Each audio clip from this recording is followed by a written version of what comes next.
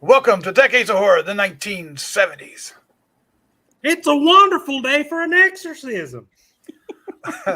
This is episode 200, recorded October 11th, 2023. Gruesome Magazine. Hello, honestly, once it's a again. little Gomer pile. A little Gomer pile there. yeah. Sergeant Carter. Ladies and gentlemen, I am your host, Doc Rudden. This podcast, believe it or not, is about horror films released between 1970 and 1979. Each episode, my co-host Jeff Mohr and I will tackle another classic or not so classic film from this wondrous, groovy, gory, and influential decade. You'll notice there's a few extra heads to my left. We are celebrating our 200th episode with the film we've been holding dearly on to pick the right time to do, and that's The Exorcist. So we are glad to have you here. But first, let me introduce the crew, starting off with my co-host, Jeff Mohr. Jeff, sir, how are you doing? I'm fired up. I am fired up. And Fire it up. I was telling a guy when I went to Horror of Frankenstein or Horror of Dracula last weekend, I was talking to a guy in the lobby and talking about the podcast and stuff, and said, "Oh yeah, as a matter of fact, we're doing The Exorcist for our next 200th episode." And he goes, "You've done 200 episodes on the 70s horror, and you haven't done The Exorcist yet?" And I'm like, "Well, yeah, we saved the big name ones up." Oh, okay, I get it. So anyway, I'm excited, and I'm excited to have some extra people here. Yeah, we have fun. Yes. Also joining tonight is Bill Mulligan, writer, director, special effects guru, and all-around nice guy. Bill, how are you doing? I'm doing well. I mean, boy, this is a pretty amazing film, and it was tough to save it for this long, but it was worth it. Yes. What better time to do it in October? Yeah. All right. Also joining us is Chad Hunt, comic artist and co-host of Decades of Horror, the classic era and the 80s, and a director, writer in his own right. How you doing, sir? I am fine. You are fine, sir. Fine. I like your shirt. Yeah, nice T-shirt. That is awesome. It comes with his own horn. So that's I awesome. don't know who's. That's me. Sorry. Oh, that's okay. Well, don't put it on mute just yet because you're up next. Also joining us is Daphne. How are you doing? I'm doing great. I'm not used to your intro. Jeff, what's the intro? Awesome, stupendous, and likable as hell. There you go. Oh, there you go. You're awesome. Sorry, there's a car alarm going off in the background. Oh, that's okay. She lives in a rough neighborhood. Could it be Satan? a possessed? Satan, yes. Satan? Oh, You gotta I hope it question is. him. Oh, you're up? Yeah. All right. Also joining us is Crystal Cleveland, the living dead girl. How are you doing? I'm fabulous. This is one of my favorite movies of all time. Changed my life. Absolutely. So I believe, is this the first time you've been on the 70s? yes, absolutely. Because Daphne, you've been on it before, right? Yeah. I love being on the 70s. All right. Well, we are so happy to have you here and so happy I'm to happy to be tackle here. such a wonderful film and classic film, of Yes. course. This is every episode, I think it gets mentioned in some respect or another. But Jeff, before we get into things, What the hell? the hands. Jeff, do you want to talk about Play Now Media real quick? Yeah. Decades of Horror and Gruesome Magazine partner with Play Now Media and some of their streaming channels. In particular, Decades of Horror of the 1970s is on the Wicked Horror TV channel. And I checked it out just today just to find some interesting things and found a movie called The Pyx, PYX, 1973 with Karen Black and Christopher Plummer. And I think I mentioned this another day, but it's just a good movie, The Blood Spattered Bride. And I think Wes Diorio, our listener, was asking us, quizzing us on that, trying to figure out what the title was. And he finally found it. And Curse of the Devil, a Paul Naschy flick. Yeah. That's just a sampling of the 70s stuff that's on there. So check it out. It's good stuff. And we're there too. Out. Yes, listen to all our podcasts. All right, we are going to we're going to start off by sharing when we first saw this film and what our first impression is, and how does it hold up, and then we're going to get into a discussion about the film, talking about all sorts of topics. I can't imagine this is going to not go long. I'm sure we each and every one of us have a lot to say about this, and then we'll wrap things up this evening with some feedback, right, Jeff? Yes, sir. All right, let's take a look at the card and get things going. Boom. That is not the image I ever thought you would pick, but that is so awesome. Well, Bill put together images for the podcast, and he got all the other good ones. So I thought, well, this guy deserves some recognition. Well, there you go. Yeah. Nobody ever Brandon cosplays out as of, this out of guy. adrenochrome. Yeah, great voice. Great voice. All right, The Exorcist, 1973, directed by William Friedkin, written by William Peter Blatty, based on his novel. The cast includes Linda Blair, Ellen Bernstein, Jason Miller, Max von Sydow, Lee J. Cobb, and Kitty Wynn. Burston. Are you going to correct it? Burston. What did I say? Cito. Bernstein. Cito. I said Bernstein. Yeah, and Max von Sydow. Yeah. Cito. Did Max I von say Sydow Bernstein? again? Yeah, you did. It's okay. It comes Linda out Sydow. Cito? In my head, I said Cito. That's funny. In my head, I said Cito, but in my mouth said Sydow. All right. Anyway, production companies, Warner Brothers and Hoya Productions. Filming locations, Warner Brothers, Burbank Studios, Washington, D.C., Georgetown to be exact, and New York City, and Mosul, Iraq. The filming dates were between August 14th, 1972 and March 2nd, 1973. And it was released December 26th, 1973. Can you believe it? What a Christmas treat. Yes.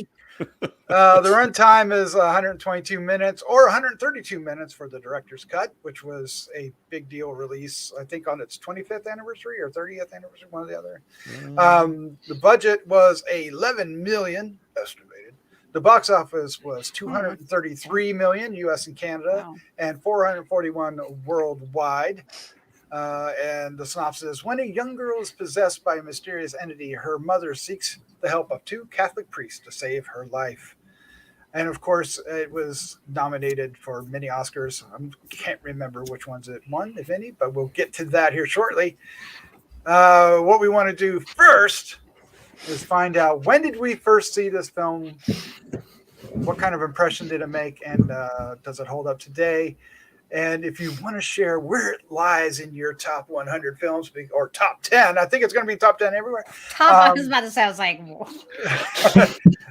share what it is. Crystal, we love having you here, so why don't you start us off? so I think most of the people here know me. And most people know that I saw this at 5. Yes, I was a child. If I told you where I saw it the first time, it would be a problem. But just know that, like, I clearly had good care taken of me. No, it was on a Navy base, and it was and I loved it. I loved every second. Okay, I just remember seeing this movie and being like, that is actually scary, because I just watched a lot of crap, and nothing was actually really all that scary until I saw this. So look, I know it sounds bad that I was that young watching this, but I will tell you.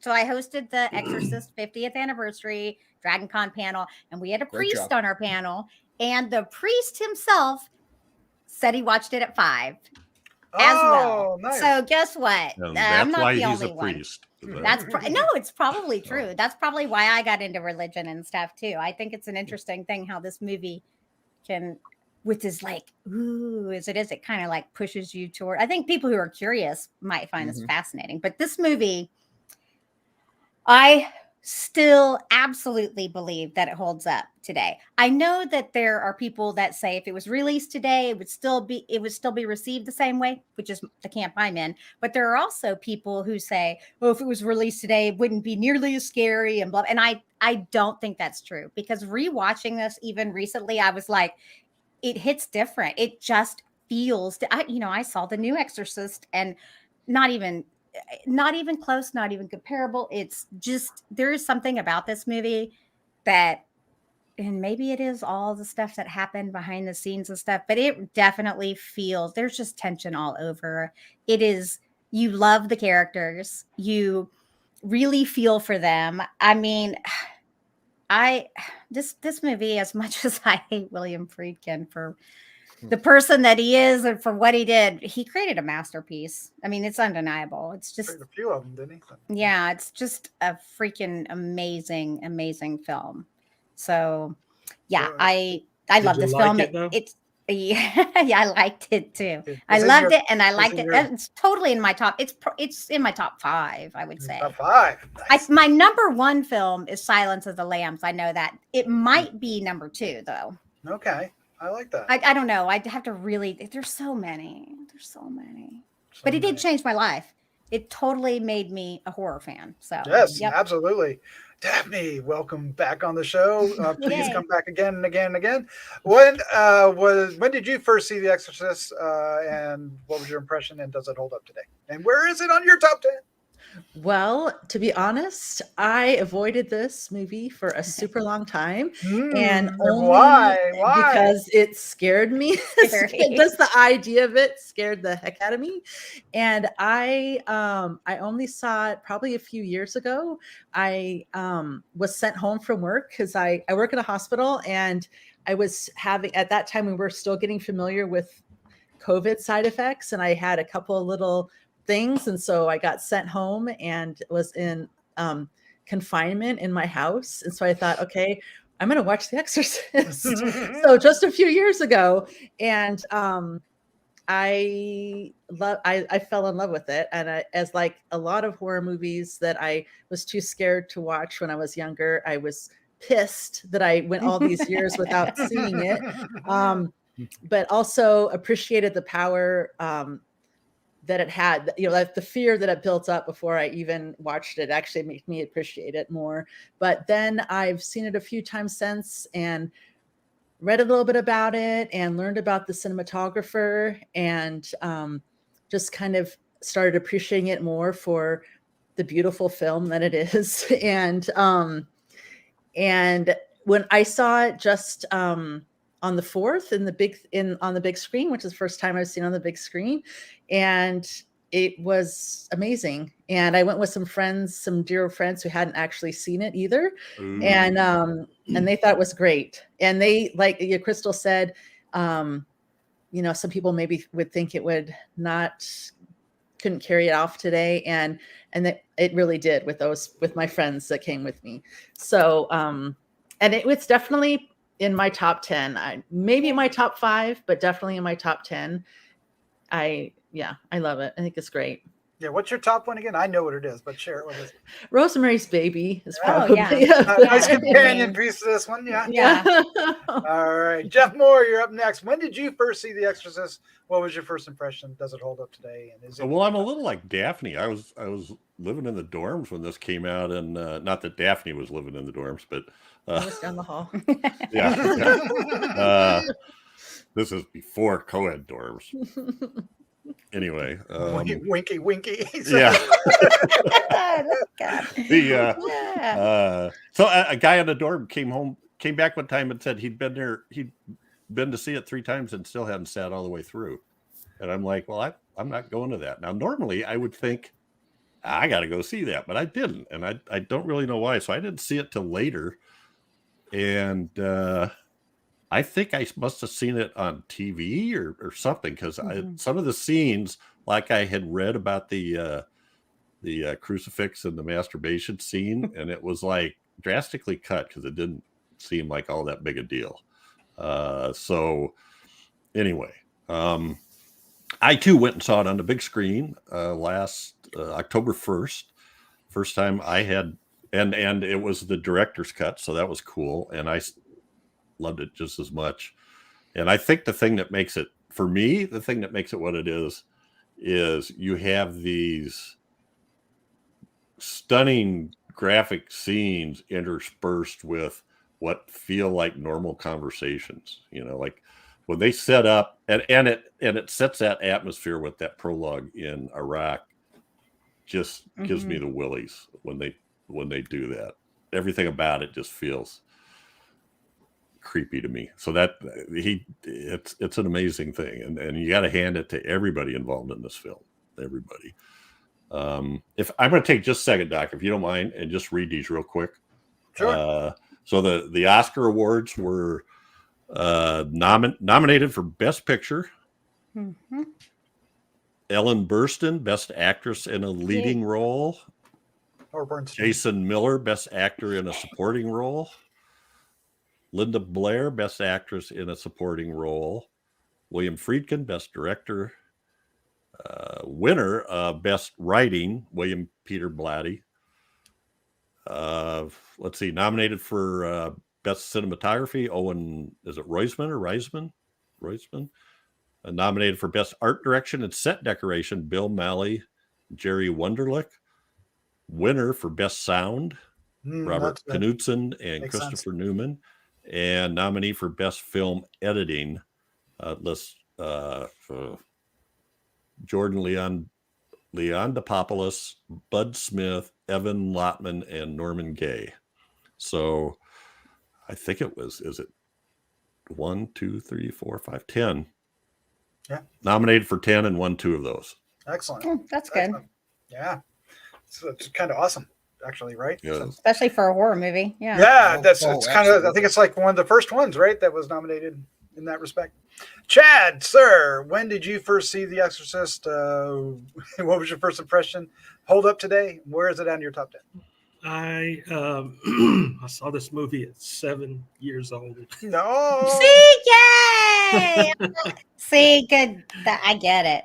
That's Yeah, I had an uncle who was into horror, and I thought he was your taking me to see like some cartoon or something at the Oh, you thing, saw it in the theater? Oh wow. yeah, Wow. seven Oh, you're years so old. lucky. That's And, awesome. Did you poop your pants?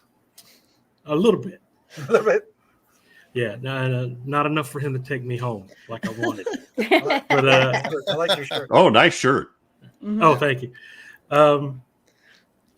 Yeah, this movie scared the living crap out of me at 7 years old. And the thing is, I remember seeing the commercials for it, or the trailers and everything coming on TV, and you know they showed the bed slamming up and down on the ground and all that kind of stuff. And I was like, I would go to bed at night. I haven't even seen the movie yet, and I was frightened by it. It just I kept listening for my bed to move, or trying to feel if my bed was going to move at night, and weird stuff like that. It scared me, even not having seen it. Just the so he packs me up one day and he goes, "Let's go to the movies." I said, "Okay." I was in his room reading all the magazines he had about horror and stuff like that. So so we go to the movies, and I'm like, "There's no cartoons playing." He goes, "What?" I said, "What are we going to watch?" He goes, "We're going to go see The Exorcist." And I was like, I want my mom. I want my mommy. He goes, "You'll be okay." I was not okay. I was not okay. Was your mom pissed? Man, he goes, don't tell your mom I Yep. took you to see that. She'll kill me. It was my mom's brother. So first thing, I was so scared when I got home. First thing I did when I walked through the door was he took me to see The Exorcist. And I just went in the room in my room and cried. And Wow. but it scared me to death. And so it was a long. And we find that long time. incredibly funny. Thank you. Yeah. Thank you. Mhm. But it was a long time before I ever saw it again. When they released the version you've never seen came out, I think it was the next time that I saw it. And but I've come to really, really appreciate this movie for what it is. It's one of the not only one of the best horror movies, but it's one of the best movies ever made, I think. Mhm. The scene in Iraq, is it Iraq they were in? Mm-hmm. At the beginning, and the dogs fighting, and this whole sense of dread, that whole scene, that whole part of the movie builds up. And it ends up in a little girl's bedroom, but you got this epic beginning that just gets smaller and smaller and smaller till it ends up right there. And I love the whole thing about Karras losing his faith, and to me that's what the movie's really about. Mhm. You know, a lot of people see it and they say, "Oh, the little girl's possessed," but it's not. That's not what I got from it. I got from it, you know, Karras had to regain his faith, and the demon was taking advantage of that fact that he had lost his faith. And just a great movie, very well directed and very well shot, and the great Dick Smith on makeup effects. And you can't. It's one of those perfect movies that I could watch a million times and never get tired of it. And so I'm glad we're finally covering it, because it's worth talking about. Yep. In your top 10? Definitely in my top 5. Oh, there you Yeah. go. Perfect. Yeah. Perfect. Boom, Mulligan, sir. Your time is here. When did you first see The Exorcist? Well, I mean, this came out when I was 12, which is a great age for everybody to be talking about a horror movie. I mean, this was the talk of the lunchroom. Everyone was talking about this film, and specifically all the rumors about people throwing up in the theater and fainting in the theater. And if only we had some cool guy like Chad's uncle that he totally threw under the bus. But I had read the book, because although my parents didn't give me the crystal treatment and let me watch anything, they pretty much let me read anything I wanted. They figured if I can understand, if I could read the words, I'm old enough to read. So I had read the book, and the book was pretty terrifying. And I kind of knew that there's no way that they could show what was in the book on the screen. But then I'm hearing all these stories about people throwing up and fainting. I'm like, well, maybe they are. I think I saw it on HBO. They showed it on regular network TV, and you could just imagine what that was like. Like, she kept saying, every time she was saying Jesus Christ, they would do Judas Priest. I'm like, interesting. Yeah, she kept over and over again. She said Judas Priest. It's like, oh, Metallica, whatever. So yeah, I did not want to see a chopped up version of this film. I'd rather not see it at all. And then finally, I think I was on one of the pay TV things that I saw it, which I wish I'd seen it in the theater. But again, I don't have Chad's uncle. And I thought then and now it's one of the most intelligent movies ever made. Maybe in some ways too smart for its own good. Well, come on, it made a fortune, so I guess it did just fine. But I saw people criticizing it. Why is the devil possessing this little girl? It's like, Judas Priest, don't you understand what's going on here? It's not the little girl. He's going after the priest. I mean, that's big points, extra double plus points getting a priest, And this is, she's just Going the up to conduit. Marin too. So. Yeah, this it's so smart. It's so good and so well composed. And later on, I'm sure when we do the images, I put together my favorite scene, which literally, and this doesn't happen for me very often, as much as I love films, there's only a few scenes that actually give me chills. And this is one of them. And in a movie that's full of all kinds of graphic stuff that people talk about, no one ever talks about this scene. This shot, really, just this one single shot. And to me, it's just absolutely brilliant. Cool. It's in my top 10, but I have to say, I don't watch it often. I've probably watched Attack of the Crab Monsters more than I've watched The Exorcist. Because The Exorcist is not a movie that I can watch doing what I'm usually doing, which is other stuff while I'm watching the movie, multitasking. It's a film that I got to give my full attention to. When I'm watching a Kubrick film or a Kurosawa film, absolutely, I feel like it would almost be sacrilege, more so in this one, to not be giving it its due. So it needs a time when I actually have a block of time that I can devote just to watching the film. And those moments seem to be coming few and far between these days. But it's absolutely a great film. You know it's great if in 1973 the critics thought that this movie was worth talking about, because they hated horror movies back then. Horror movies they were one small step above pornography. In fact, I think they had more good things to say about porn back in those early 70s days than they did about horror movies. So the fact tune into the 70s and find out. I mean, you can see that Mary's baby paved the way for this. I got a test for that. Uh-oh. So great film. Yeah, it's definitely in my top 10. Jaws is my favorite of all time, just so you know. But I wanted to see this movie so bad when it came out, but my parents would not take me whatsoever. They took me to other weird ones, but not that one.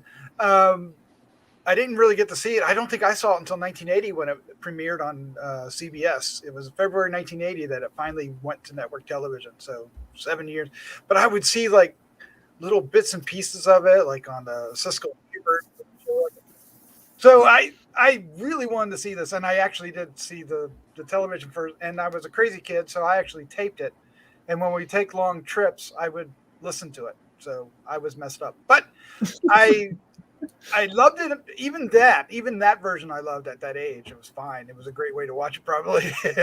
But I haven't. Once I saw the uncut, I think it was on HBO like a few years later. It was, oh my God! It just blew me away, just how far this movie goes.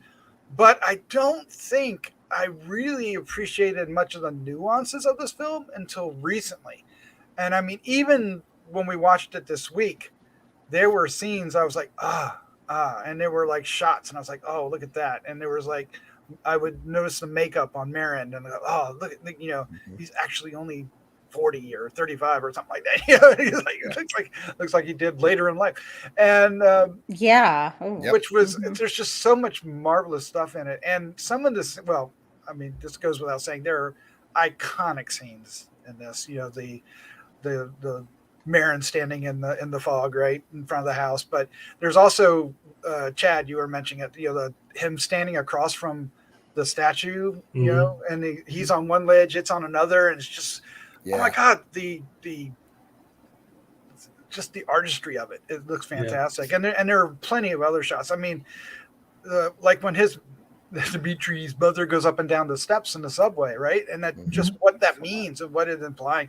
There's just so much going on here. And it's really interesting because this film takes its time getting to where you want it to be. You get to know the O'Neills, right? You get to know Reagan, you get to know the mom, and you get to know the situation. And at the same time, you get to know the priest. He starts off as this guy watching, the one scene, and then we follow him. We learn stuff about him and his mother, and it all comes together. And it's not the kind of storytelling you get today. People don't craft films with that much attention to the character anymore, and this is a class on doing that because it's done so well. And I absolutely think this movie holds up far better today than many films of that age. Even though it feels, I mean, it's definitely the 70s because every time you see the cars, it's the 70s, but it doesn't feel dated in that respect, even though it's in the 70s. It feels truly authentic. And I mean, the bedroom, the steps, the all kinds of imagery in here and stuff, and the dialogue, some of the great lines that we get, many of them we can't repeat here. And it's just like the tension is built up so expertly, and even to the point where I get it. There's a scene in that many people like, that's the spider walk scene that's not in the original cut, but you can see it in the director's cut that they released special. And while it's a great scene, the movie is better without it, right? So I only remember it with that scene. Oh, really? So I don't think I ever saw it without it. I don't remember seeing it without it. I always remember that in the film. So that's so wild to me. I remember when they released that and you got to see it for the first time, and it was like most insane thing. Yeah. And it was fantastic. But I watched it again, and I did not. I got the theatrical cut when I watched. But anyway, I'm babbled on too long. I absolutely loved it. The film is remarkable, if for no other. Well, there's a lot of reasons, but one particular reason, it's changed the course of horror movies. Yep. Yes. In the winter of 73 and 74, it literally, the old Gothic style was out of, and we were into a new serious look at horror, and horror would grow between that and 1980 to just overtake theaters. Jaws helped. Yeah. Well, and the thing about that is so cool is that Blatty and Friedkin didn't think of it as a horror movie, but yet it was such this amazing, super important part of film history. They just wanted to make this story that obviously resonated so truly with people. And they did it so well that it changed so much. Yeah. And that's what is amazing too, because it gets to something that I think other people said it too, but just the slowness of the building up of the story, the naturalness of everything, it just gets you in there, and then it just comes at you like crazy. But that's part of what it is with so it just touches everything about life and stuff, and then it just throws this craziness into it, and it's amazing. Can I just say what you're saying, Doc, about the slow buildup? Watching it this time, I sort of forgotten how long there is before we get to all the stuff that we know about, and how necessary that is. Because if it's a movie about this girl starts acting weird and her mom calls an exorcist, she's the worst mom on earth. But you see her, she exhausts, she goes through everything that Western medicine has to offer, one thing after another, and it's just meetings, and they're basically just throwing up their hands. It's like there's nothing, and you just feel the desperation to the point where, she would consider anything, even something as seemingly crazy. By the time she calls in the exorcist, you're like, well, of course you would. She calls them witch doctors. So. Something else that the new film just absolutely failed at was not showing the girls before they were possessed. You literally have like 2 minutes. I'm not kidding. There's like 2 minutes of film. And with the original Exorcist, Reagan isn't immediately gone and possessed. It's a process. She's still Reagan. She's still in there. None of that in this new film. And that's a huge fail on there, because you need to care. You need to care about everyone loved Reagan. She was so cute. She's like, yeah, Mom. Yeah. And then they chased, it was, you saw their relationship, and that's so important. It took whatever time it needed to tell the story and tell it in a good, it didn't, whereas audiences now, I think they want to get to the good stuff right away. And that's not how this movie is made. And you have to appreciate that for what it was. It's a over 2 hour runtime, so there's plenty of time there for the characters to breathe. You get to know them and care about them. By the time that Reagan is really messed up and you really say, oh my God, I can't believe this is happening to this little girl. You care about her, and a lot of movies now, and we've seen tons of possession movies since this came out, and none can beat this. None of them. Even the sequels to this movie can't stand up to this. Even having seen it over and over again, I forget the impact until I watch it again. When they walk in and they finally see Reagan in full possession. Because it's not until the room is all cold and she's like, she's practically tied to the bed at this time, and that's when you're like, holy crap. And but that's what people go in wanting in the first 5-10 minutes, but you really don't get it until the last. And the problem is, people don't know what they want. They think that's what they want until they get it with the Exorcist believer. And then everyone is like, this is crap. Exactly. It's crap. The directors need to tell the story and not focus on trying to please the audience. They need to do the right thing. They need characters. You need characters. That are realistic and behave, and you understand the relationship. Because when she gets so desperate that she finally goes to Karis, that conversation that they have where he's like, wait a minute, exorcism, do you really want to go there? And it's such an intelligent conversation. It's almost a debate between the two of them. She's almost convincing him that exorcism is a real thing. Like he's like, we don't do that anymore. It's mental illness. She is convincing him to do it. And you feel it, the desperation. I mean, she deserved an Oscar for that role. Especially then.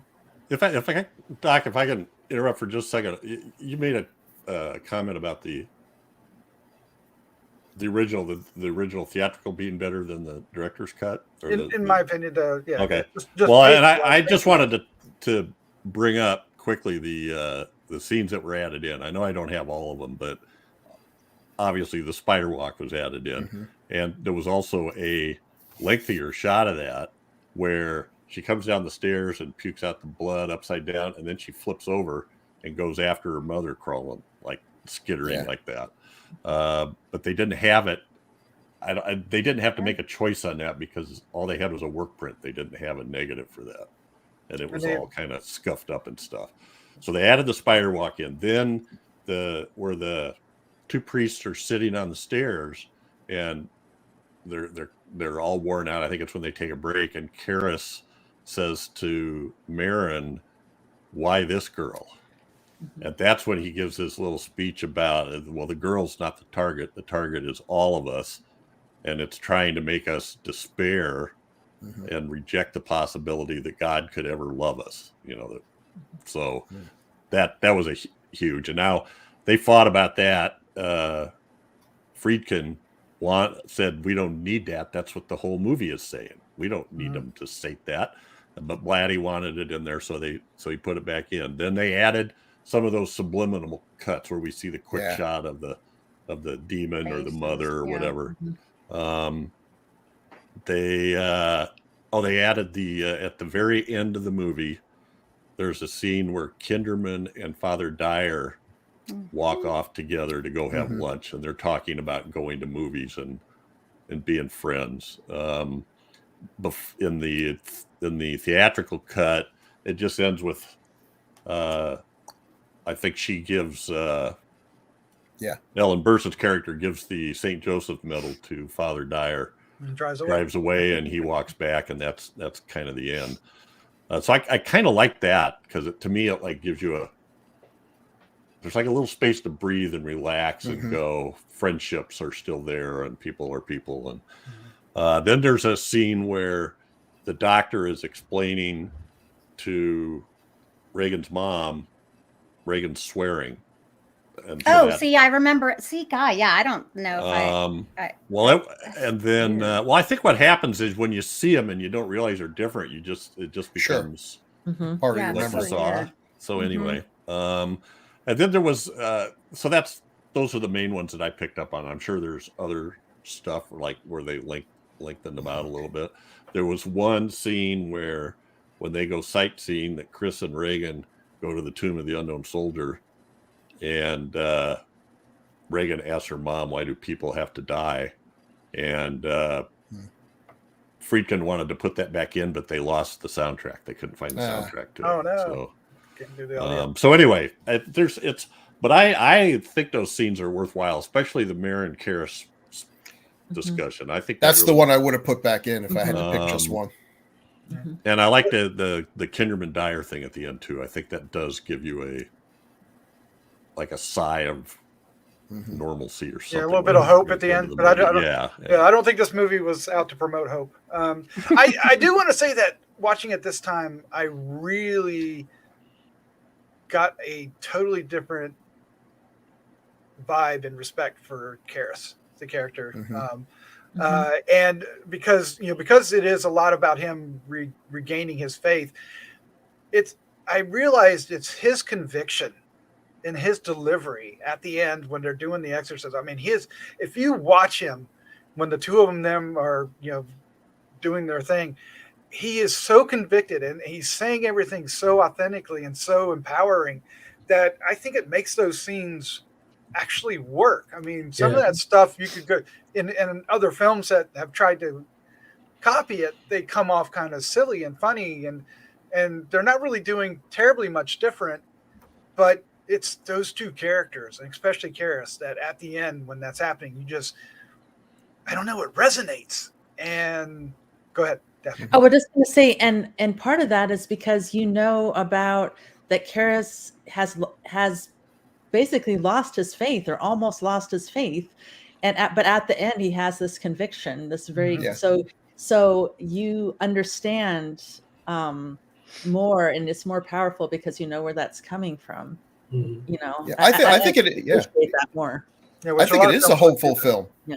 You know, Oh, yeah, I do too. well, there you go. because you I know, because agree, yeah. and people were saying, oh, you know, the devil wins. Like the devil doesn't even come close to winning. No, Well, the priest Mhm. died. it's not the devil. Everyone It's dies. for one. I know. It's not the devil. Okay, I'm sorry.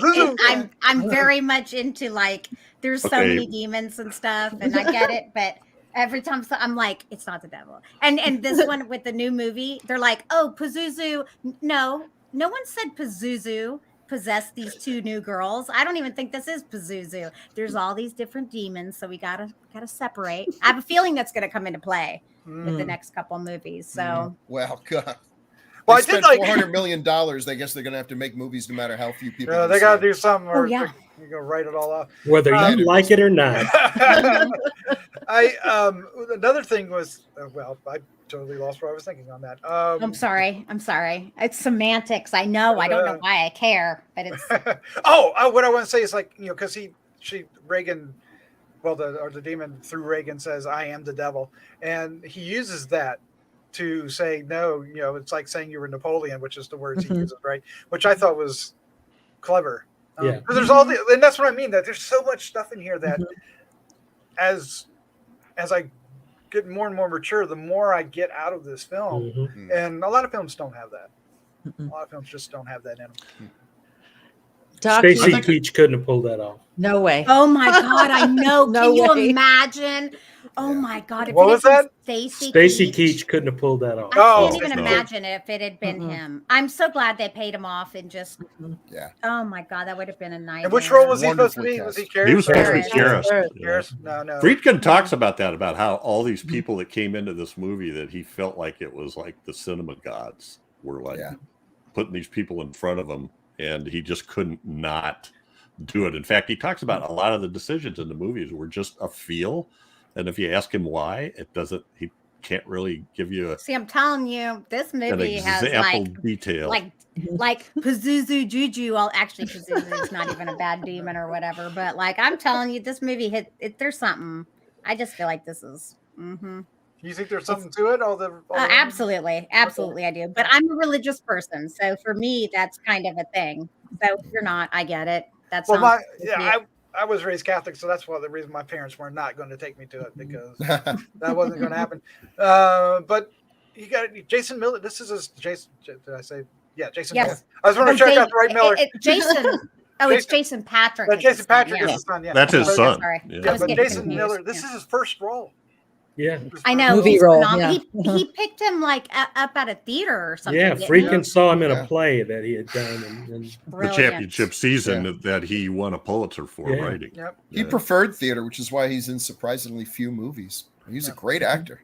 Oh, that's fantastic. So good. And he married Jackie Gleason's daughter, and of course he father to. So yeah, he apparently the first meeting did not go well, and then he called him back and wanted to do a reading, and after he read the book, and Friedkin said, "Well, no, we've already signed this guy.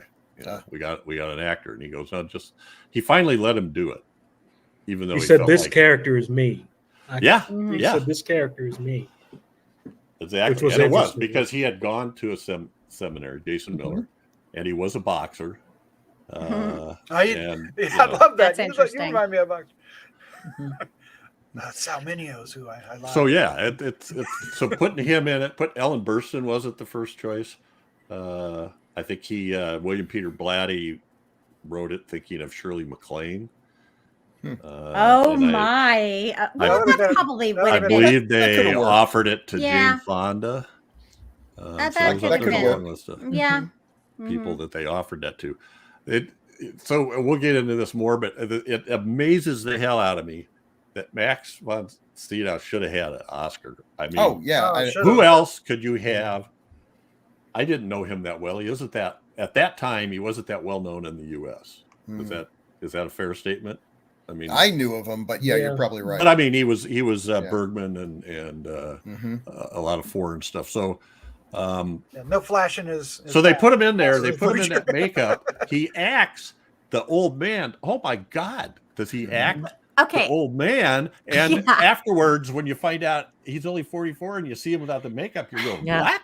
Yeah. What? I mean, I thought he was that old. And then he looks Okay, like, when he gets the age, he looks like that. Well, that's Okay, Dick Smith. Yeah.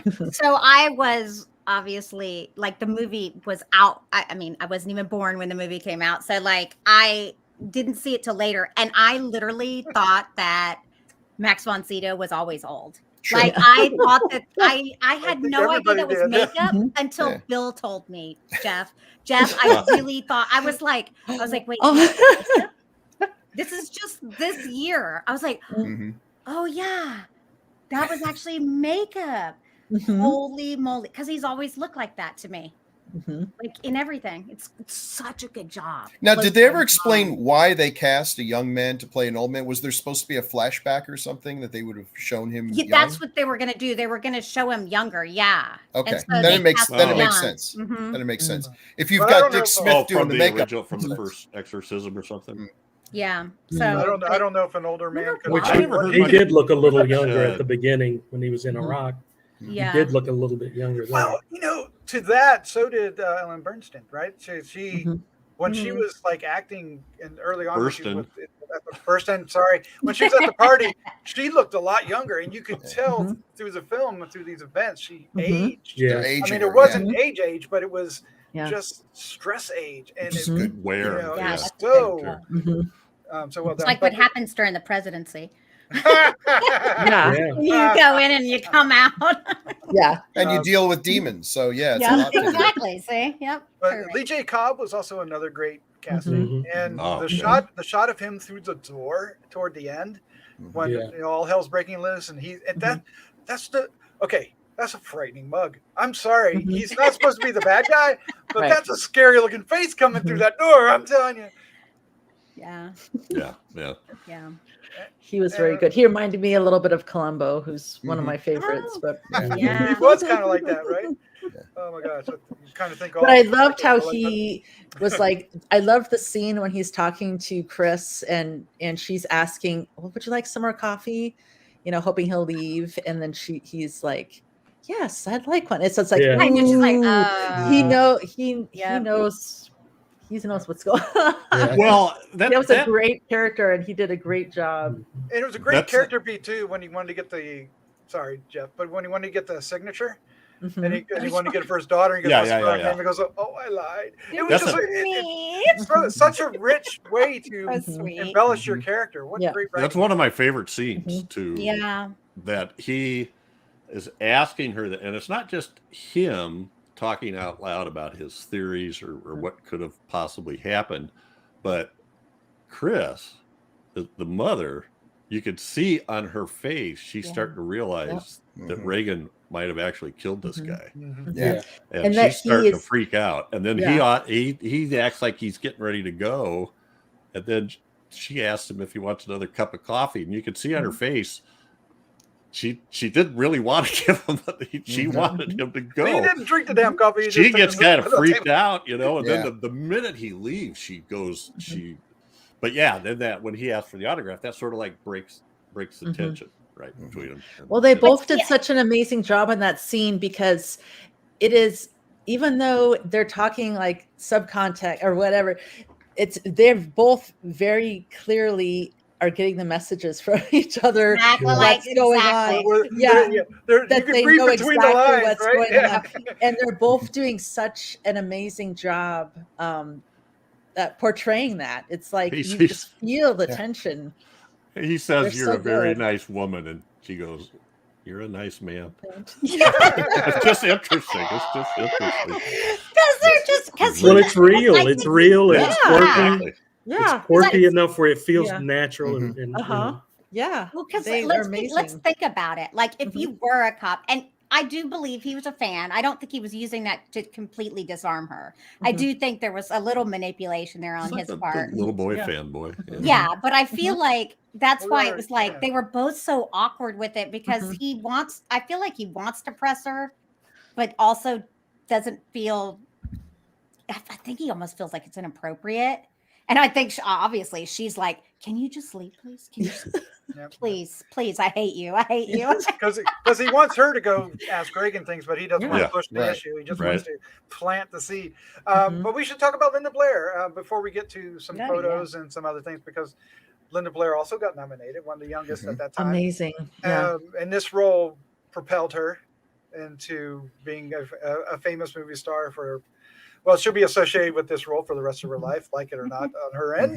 But I think she's come around to that. I don't know. But it's when you look at this film and you know the scenes that she actually did, because there are some stunt doubles here and there, right? Yeah. But holy crap, bouncing on the bed, having the makeups, having to, even if she didn't say their lines, to recite all those lines. And we know that she's 12 or 14 in real life, right? The contact lenses. Yeah, the contact lenses, which are not modern contact lenses. They're No. The sclerals. Well, lenses, I mean, she did fracture her back. with the So she's been going up and ruined down, for right? life. Yeah. She's been ruined for life because Oh. of this movie. That's Man. just a fact. Mhm. That's a sad, horrible thing. Like never the same after this. At 12 years old. At 12 years old, yeah. Mhm. And this was filmed at a time when the director could do things like firing guns off in the set to get a reaction, Yes. Or And- slapping someone. not get their face punched Well, and yeah. thrown out of the Yeah. business. So, Mhm. Yeah, because that's what he did. You mentioned Crystal slapping someone. Isn't that what he did to the priest right at the end? Because he needed to have this emotion, and he couldn't get it, so he He's a total piece slapped of him.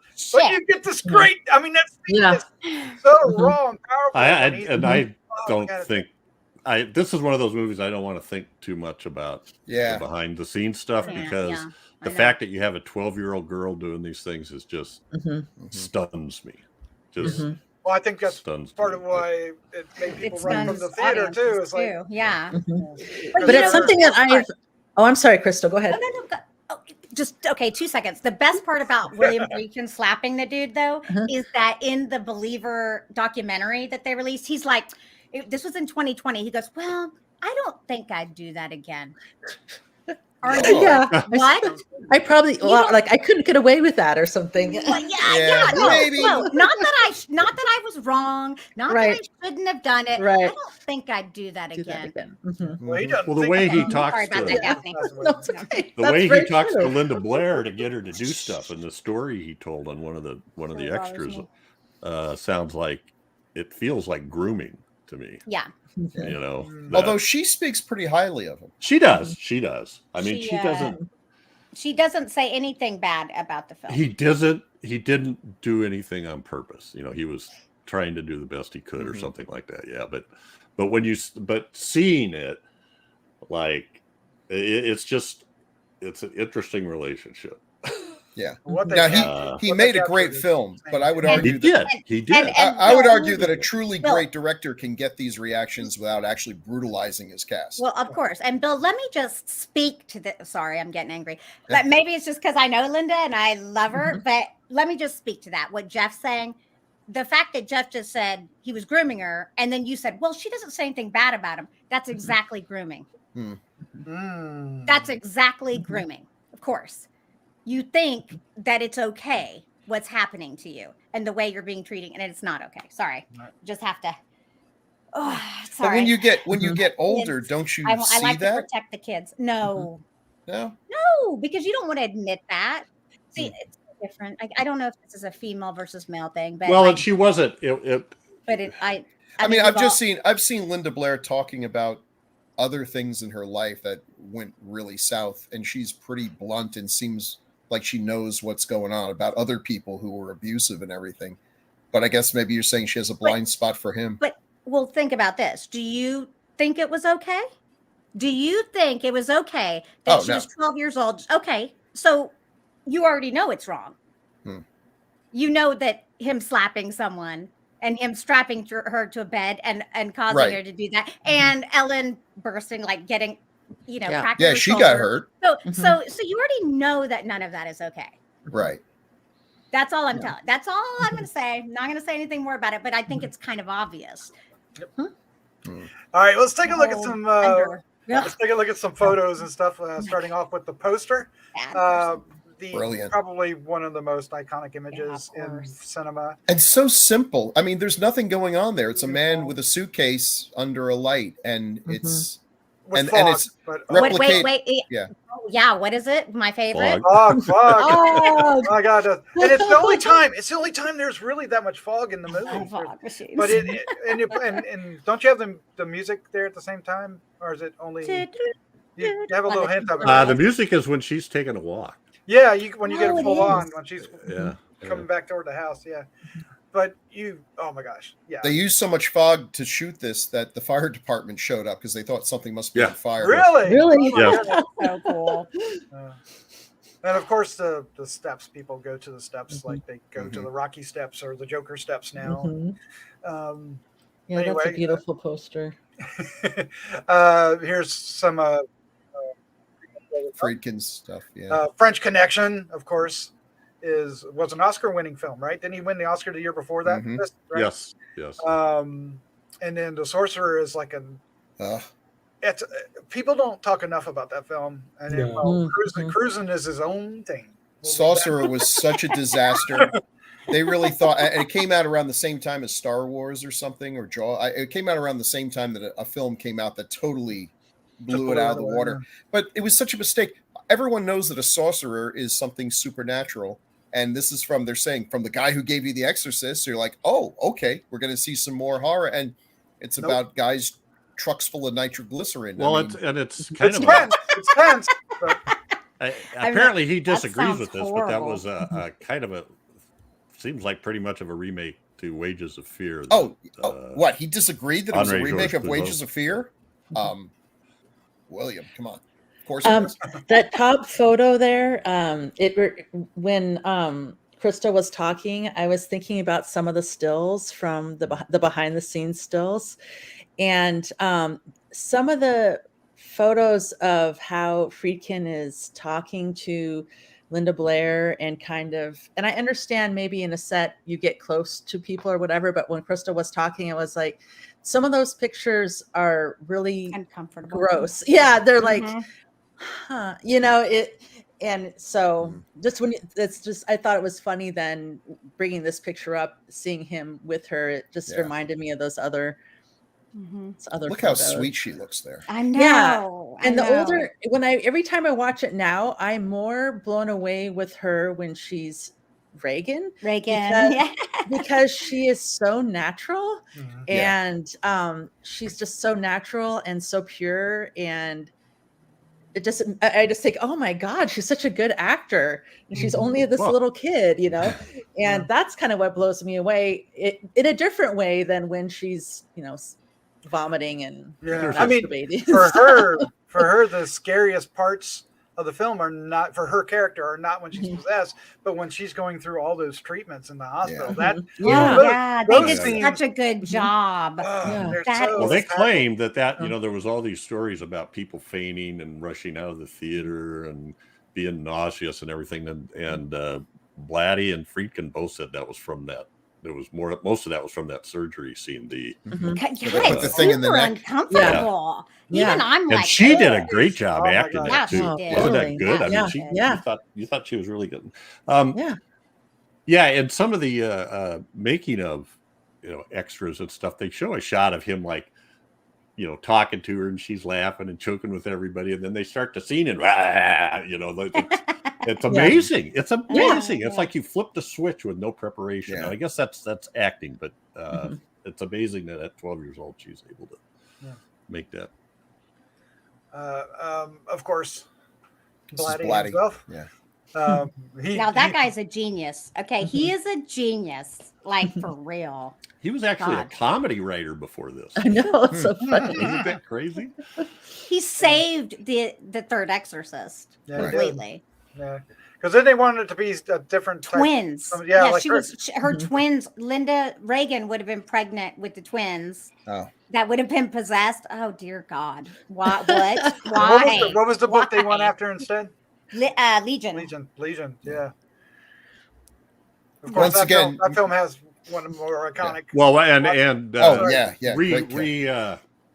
carries on the relationship between Father Dyer and Kinderman, although George C. Scott had to play Kinderman since. George C. Scott. Oh God, legend. He was great. Too. He was great. Yeah, and then Brad. cheese Yeah. and rice. Sorry, I know we're not talking about the third. Sorry, but yeah. Someday. Mm-hmm. And Jason Miller comes. Jason back. Oh my God! Yes, of Yep. course. Yeah. It was a clever way to bring him back too. And large scissors. Watch out for But that. it Large didn't do scissors. it didn't do well, which is why it amazes me that they're paying so much money to have the Exorcist franchise. The Exorcist has never been a successful franchise. It's a great movie that had a bunch of sequels that didn't really do that well. That's not a franchise. Yeah, the best sequels are actually on the television show. That they did. Oh my God! Yeah, Yeah. the That TV show is show. amazing. Ooh, That's true. looks so good. Which also really tied into the movie in a creative Yeah, it way did. that It surprised you. did. And they Yeah. didn't sell that as that. They sold it If as you haven't something seen entirely it, it's different. on Hulu. Oh, You thought it was. I haven't something seen it yet, but I completely can't wait to It's see. You- Yeah. fabulous. Me too. It's Daphne. Worth really watching. the Yes. first, Definitely worth watching. especially the first season. The second season's good in its own way. But Yeah. the first season's remarkable. But I Mhm. And don't read anything about it because you don't Okay. want to spoil Yeah. it because Okay, it's good. crazy. Don't that talk to goes us. that goes to all you listening as well. Yeah. All right, here we go. Dick Smith. Oh, Dick Mr. Dick Smith. Smith. Genius. Brilliant. Look how mean- cute she is. I know Mhm. She's so cute. He made a little girl into a demon and took a 44-year-old man and gave him a terrifying glimpse into his future. I know. I was like, this is what you're going to look like, and he was right. But yeah, that. Lots of I great mean, tricks. It's iconic. The look. Mhm. I mean, everybody when possession films find it very difficult to make a possession film without trying to ape this in some way, right? It always finds its way into it, even if they're trying to do the most original thing. It can't get away from this. This kind of sealed that fate for Well, what possession looks like. What's really amazing too about the makeup is they went through dozens of trials on it, and finally settled on this because they wanted something that was kind of minimalist so you could still see her and her innocence through that makeup, which is impressive as hell. Yeah, and I think he hit just the right note, and that's one reason why it's going to be so difficult to do something better, because the only options you have is to go even less, and then people are like, well, that's not nearly as cool as The Exorcist was, or go over the top, and a little bit more than what he did would have been too much, so he hit that sweet spot. Dick Smith was a genius. I mean, he was just one of the greatest of all time. And I'll always love him because he gave away all of his secrets. He gave the formula for blood. We're still using the things that he did. And you're like, why would he do that? Because he knew he was still better than everyone else. Giving Dick Smith giving me his formula for makeup. There's no danger I'm going to take a job away from Dick Smith. He was just amazing. Yeah, I watched the Sorry, go ahead. No, go ahead. I was going to say I saw an interview of him talking kind of about the process of the different masks that he made for this and how he and Friedkin had gotten to this. And I just love listening to him talk about the process that he goes through. And I feel like that's part of what makes him so good, is that there's like this thought that goes on behind him. And so he's talking about how they wanted to start off with, it looked like that she had hurt herself. So the scars on the face were things that she had self-inflicted. And then it just kind of built from there. And so it's like, even the makeup has a story that you don't even realize that you're taking in when you're watching it.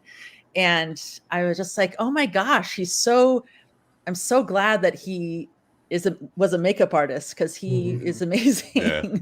Well, it's the perfect you guys, example of innocence being corrupted. Right. I mean, yeah. Which is Chad and Daphne fear know this of all story. of us, right? For our kids. Chad and Daphne know this story, but Dick Clementson, the publisher editor of Little Shop of Horrors, tells a story about getting a call one day from Dick Smith. Nice call. And Dick Smith admired, what was his name? Sidney Pearson's work on Horror of Dracula. At the end, when Christopher Lee's hand deflates and he fades away, and he calls up Dick Clementson to see if he has the contact information for Sidney Pearson, because he wanted to ask him how he did that. I mean, that's just another example of what you said. He gave away his secrets. He was created a sharing community, I think, by doing that. Didn't he have Rick Baker under his wing too? Right? Rick Baker's hero. Yeah. Rick Baker is on this movie. Yeah, Mhm. worked on this movie. All right, there's Linda Blair. Linda Blair now with the what that was like Halloween Horror Nights a few years back, right? That picture, isn't it? Or is it just from one convention? There was I don't Exorcist. I think it was Exorcist went to Halloween Horror Nights, and that was. She said that doll with the spinning head a lot of times sat in the room where she was getting made up, and it kind of freaked her out. Yeah. And then we have The Exorcist too. Yeah, there it is. There it is. And let's move on. Yep. All right. Here's some shots. The one at the bottom is that from the movie, or is that just one of the other makeup shots? Looks different. I think it's from the movie. It's a close up from a different scene. I gotta say, and I'm probably in the minority here. I would have been perfectly happy if they took out the head spinning thing, because it's the one thing that just sort of takes me out. There's no way you can do that without dying.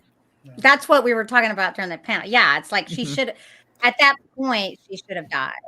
Yeah. Like even in an exorcism, that's part of the rules. You can twist them and turn them and break them, but if she'd looked behind and then went back the same way she came, I might have bought it. But it's like, come on. She went on. She did the whole, but it was frightening. But it's also an effect that doesn't hold up as well the rest. It's still a great effect. I'm not belittling it, but it's obviously not her. Now that middle shot is one of the most iconic shots of horror right there. When she stops breathing and all that, because she's panting, and then she stops and opens her eyes, and even, I mean, look at the lighting on that. I mean, and she just raises up off the bed. It's an amazing shot. Yeah, no more. And you feel it today. She's just showing power. I mean, the power of this creature. Well, they think it's the power of Christ, right? Well, that gets her back down. And I do love that. I mean, they say it 14 times. When at first they're just repeating it, but then when she begins to lower, Max von Sydow, when he the way is like the power of Christ. He's like he's well, happy. Both of them, you look at, oh my God, yeah, it's like they're she will do that, but when he asks her to open the drawer, that's too vulgar a display of power. Right. Well, he does say in time. She's playing with him. That was the time. She's playing with him. When she knows that it's fake holy water that he splatters on her, she's trying to sow doubt in his head because, the demon's clever. I mean, when Karis comes back in and Marin's already lumped over, she's like in the corner of the bed sitting there, and the way she looks, it's just she looks almost like she didn't know what happened. Yeah, in a way. And then she starts giggling. Yeah. It's the giggling that. But there you go. There's the what an actor. The one in the middle is that scene. There is when I realized the conviction, when the two of them were there, and that's part of what you were talking about, Bill. And you just everything is so absurd, really, at this point. But because they believe it so hard in this movie, you have no choice but to believe it. What's happening. Well, I mean, I got to be honest with you. If I saw this little girl do any of this, I would be like, I'm a believer for life. Yeah, that's right. Okay. Question. What did you think was the first sign that something supernatural was actually happening? When she peed on the floor. Well, and then she said you're gonna die. Like she actually prophesized. What about the rats in the ceiling when there was noise up there, but we never saw anything. When the candle goes, that. But no, because things move like doors open and close and stuff around me. Well, the candle's flaring up, but the thing. The Ouija board is what got me. Yeah, Ouija board and Mr. Exactly. That's what when it moved, went on its own. The planchet. That's where I thought on its own, and I went, "How come they're not making a bigger deal about that?" I think her mother didn't realize that. Yeah, she thought she was just part of it. But the whole idea of Mr. Howdy, of course, that comes up in the psychiatrist scene too. When can I speak to the person inside of Reagan now, which is another great scene. Yeah, we'll get that here in a minute, I imagine, because I think Bill has a lot to say about it. So let's talk about that. Did you catch that shot that was kind of taken from Psycho? I thought it was Yeah. really cool. Which When one? he falls, when the psychiatrist yeah, falls like the- over, Oh, it's back. just like when Oh, Arbogast yeah. goes Goes down the down- stairs, yeah. right? Yeah, but Yeah. it's powerful. There you It go. is. There's It is. Max. There's Max. This Yeah. actor, I mean, he from Jesus Christ and Ming the Merciless by the same guy. Mhm. He plays Jesus, and then the bottom one, he's basically like Satan or the devil or someone really bad from Needful Things. I mean, he can play ultimate I evil and love ultimate Needful good. Things. Oh. And that top picture, if aliens were going to, like, send us a picture of humans, we'll decide whether or not to blow up your planet. I'm pretty much sending a picture of young Max von Sydow because he looks like he has been touched by the grace of God. He just has this glow that seems to So come from creepy. inside him. Really, He's an amazing presence. God Yeah. dang. he's intense. And the bottom Everything picture, he says is intense. Yeah. Doesn't even matter. He could say something stupid, and it would be like, "Jesus." And I'd be like, you go, Max von Sydow. You're right. Columbus discovered bread. Whatever he said, I don't care. Yeah. So heavy. and the bottom one's in the 90s, and he looks younger than he did. And Yeah. I might add, he was a great Ming. I mean, they should have just not called it Flash Gordon. Sam Jones, love you, but dang. I would watch a movie about Ming the Merciless played by this guy because he's talking. He's like, he's evil, but he's a captivating kind of evil. He is. Charisma. Yeah. I don't know. Charisma. I mean, Mhm. I guess you would have to remove a certain He aspect looks of the character sexy today. though. Come on, Well, look at those eyebrows. It's like he's Oh, like yeah. a Vulcan. He's cool and he Hot. knows he's cool. hmm It's like no one else could get the Mudmen and the Hawkmen to, bow down before me, but I did it. It ain't easy. Check out my band. All right, some more shots. Reagan. Now that the one scene with the tongue. Oh my god. Yeah. That you remember not the Fangoria, but the famous monsters cover, Mhm. and that's Yeah. from this shot, a version of this shot, right, with the tongue out. That was controversial too, because a lot of famous monster kids were not happy that they were going modern, but times are changing. Well, because of this film, if nothing else, right? I'm not sure Forey Ackerman was a huge Exorcist fan, but because it did kill Hammer, it pretty much killed the Gothics. But the time. Sorry, had come. but if it had been Hammer, I wouldn't be a horror fan like I am. Sorry, I enjoy those movies. Don't get me wrong, but No, they they had their needed time. to change with the times. Right. No, they they had Because their time. I just don't Yeah. really get. Look I'm at the like, lighting in they're this. really God, the good. lighting is good. I The lighting is amazing. It's So such a beautiful, That beautiful beautiful Rembrandt. movie. Mhm. hmm And didn't win for cinematography, did it? It won for editing and But that I don't know how. sound design. Yeah. Sound design, of course, right? Mhm. Oh my goodness. Yeah. There Okay, you go. this is the scene. So this scene chokes me up because we open. This is when Father Karras has been basically kicked out of the exorcism. He's losing his shit and everything. The demon has gotten under his skin. He's utterly defeated, just sitting there. Brilliant framing there, just defeated. Ellen comes in and basically, is she going to die?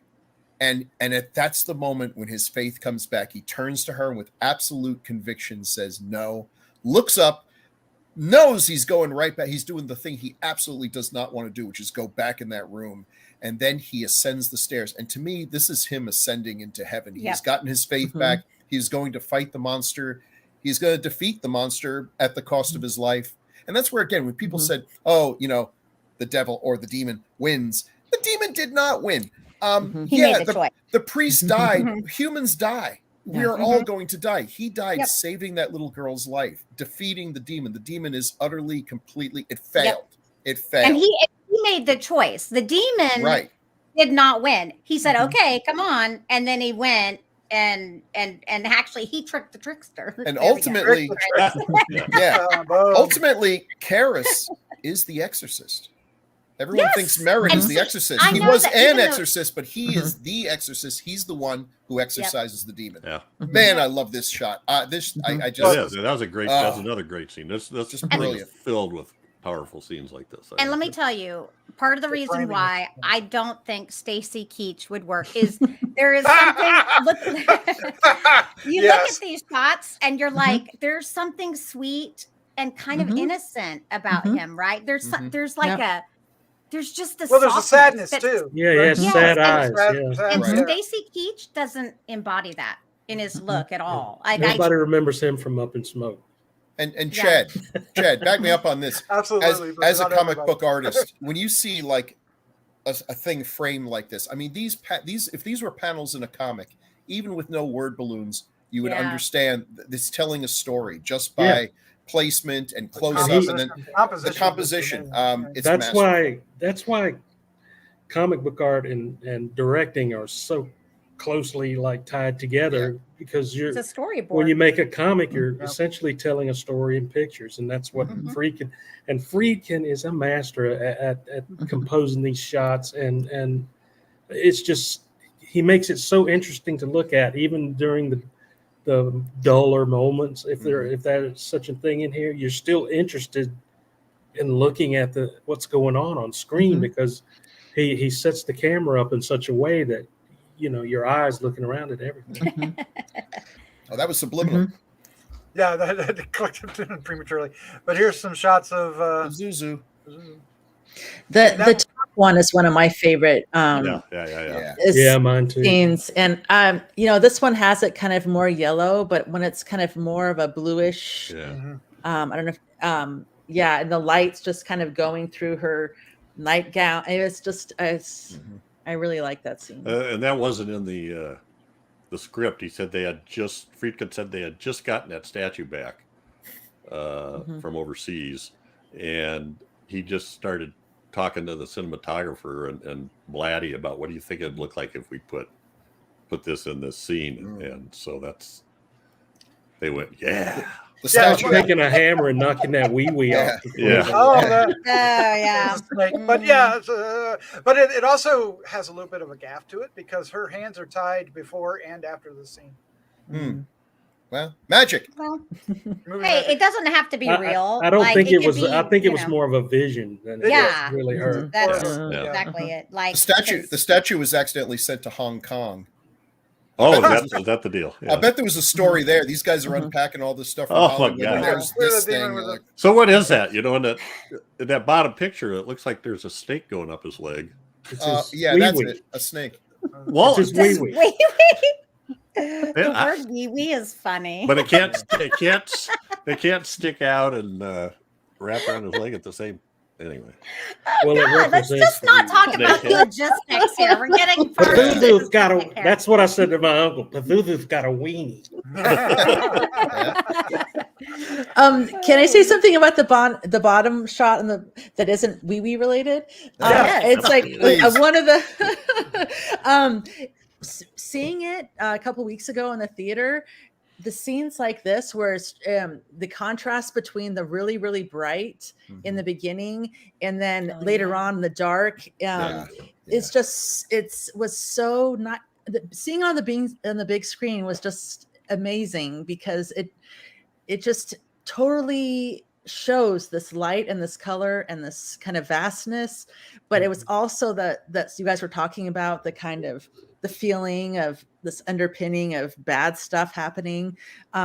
Just being able to see that in the contrast, everything you guys have talked about how Friedkin has done this. For me, it makes me think about how he's communicating all these ideas with just music and light and pictures. And even like when you're talking about the framing that Chad was just talking about, it's like he's using all that in this language that just really, I don't know, it just gets the feeling across and the story without tons of dialogue and all of that. And I just think it's amazing. And I think it's a lost art, though, because filmmakers do not make movies like this anymore. That whole first scene in Iraq and this showdown or this face-off between Mohr and Pazuzu, and there's a lot going on in that first section. The necklace that shouldn't have been in that period of time, and he finds it there, and like I brought out before, the pervasive, like a heaviness, and the dogs just going at it. the influence. Okay. The The influence The clock was there for stopping. me. Remember the clock stopping? Yeah. Stopping? Yeah. And Yeah. that Yes. wasn't even, they didn't even do that on purpose, but Well, it and just the wa- worked. It just felt Uh-huh. weird. Yeah. You The know? walk down the market or whatever that Yeah, was, it was yeah. that was incredible. And it just made you feel It was It was a heavy, heavy feeling. very Heavy. heavy. Mhm. Yeah. Well, I like Uh-huh. what you said, He's Chad, struggling, about he's struggling with the medicine too, and Yeah. his heart.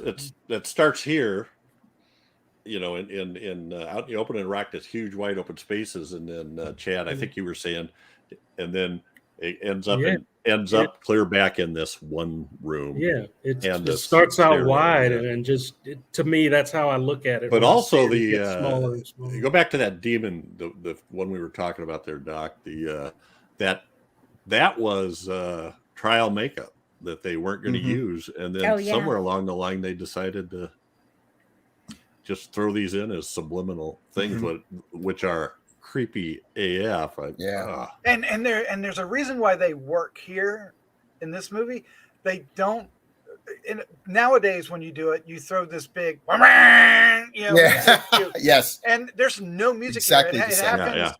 It happens in the dream sequence when he's watching his mom, come up out of the steps and then go back down the steps, which has its own meaning. And then in between all that is this flash.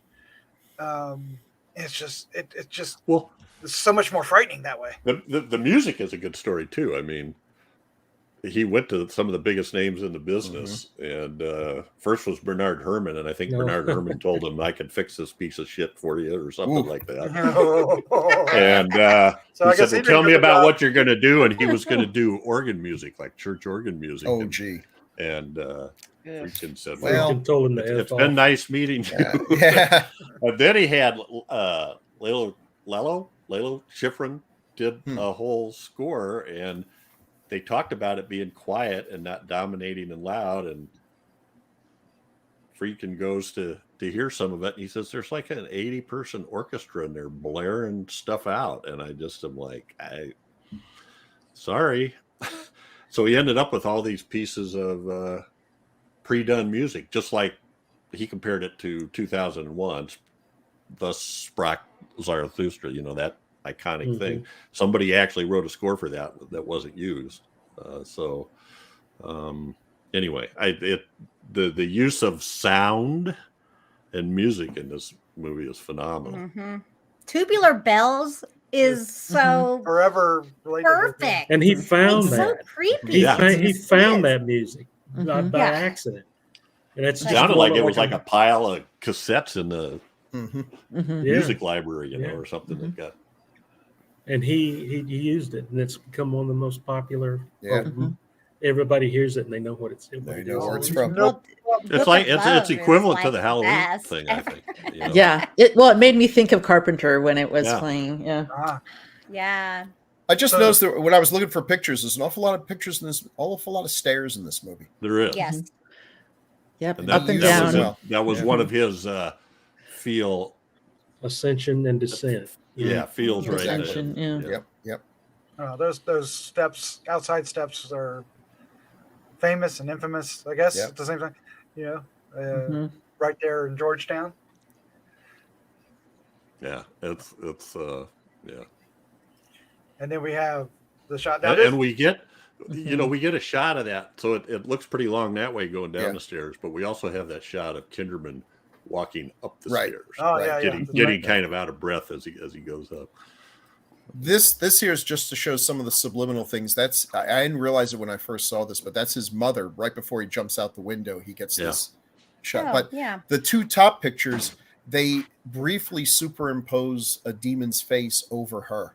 And it reminds, someone said Psycho. That does remind me of what they did in Psycho. Well, I'm pretty sure that middle picture is only in the director's cut. I think you're right. I think that was one that was added. That is one of my favorite scenes, is that psychiatrist when they hypnotize her. And one of the big reasons why, well, there's two reasons why, but one reason why is Siskel and Ebert. I used to watch Siskel and Ebert all the time, and they hate horror. But they did a horror, best of horror, and of course, Exorcism apart, and they played this scene almost in its entirety. And I hadn't seen the film yet. And when I saw that clip, I was I already love the movie just based on this clip alone. And in the film, it comes to the point where this is where the creature or the demon reveals itself really to everybody for the first time. But how is rather, it will put a lot lot on edge, because like, she grabs and then you get that, like you said, the psycho shot where he falls down to the floor and you just fall down with him. Look at the look on that sweet little girl's face on the top. Yeah. Well, she growls. You guys talked about critics' response a couple times. Can I read you something? Yes. Yeah. It's look how I decide. Yes. Well, Crystal says yes. I'm going. That's how I live my life. That's right. One of the most powerful films ever made. Our objections, our questions occur in an intellectual context after the movie has ended. During the movie, there are no reservations, but only experiences.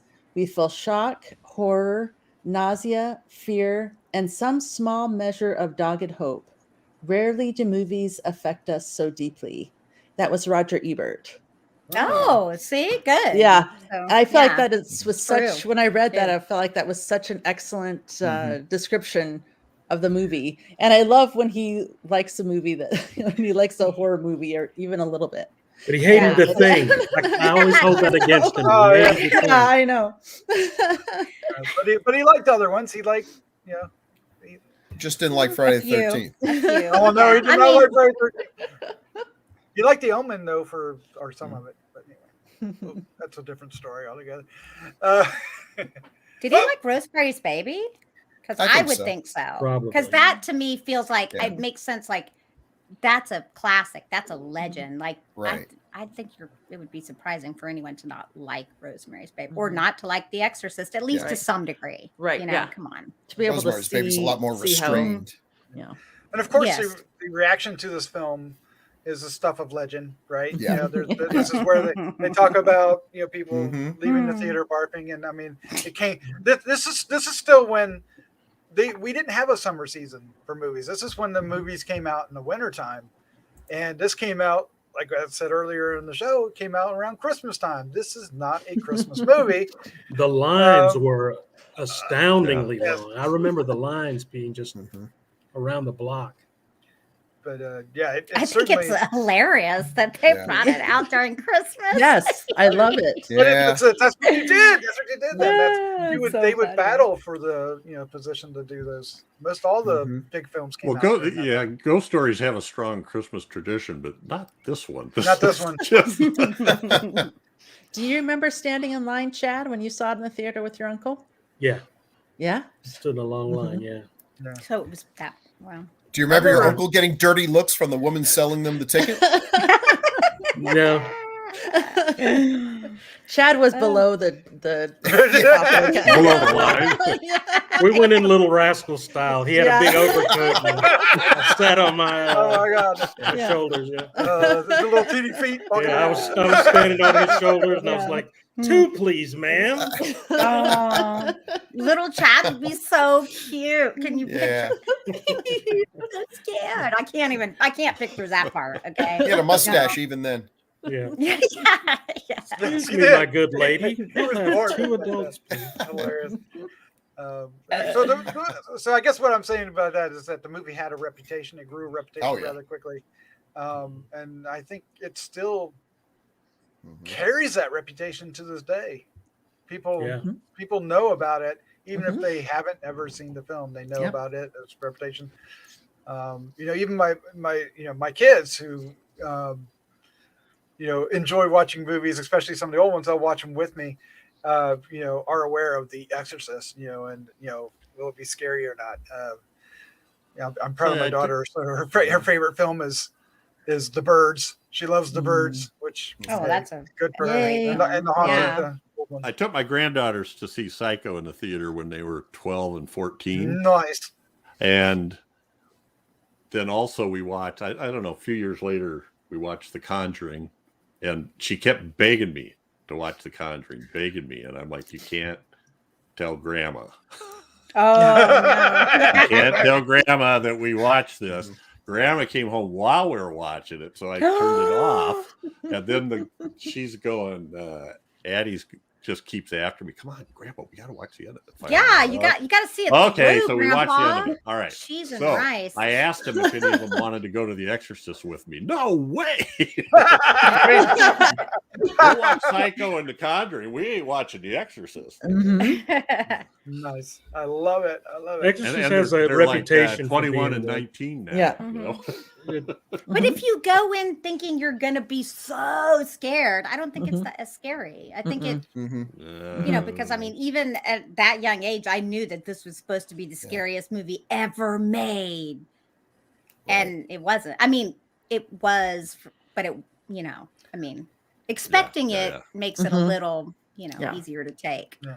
And plus, there's so much that's happened since then that if you've caught any of it, you know, some of the surprises have already been watered down. Some of the pure shock value has been repeated over and over and over and over and over again countless times. Yeah. So if they have any history with any other film that's similar to it, but it's still. But that's not what makes this movie. Still packs it No, up. it isn't. Yeah. My daughter did finally get to watch it, and she does like it. She didn't think it was the scariest she was anticipating, but she still loved it. She still loved it.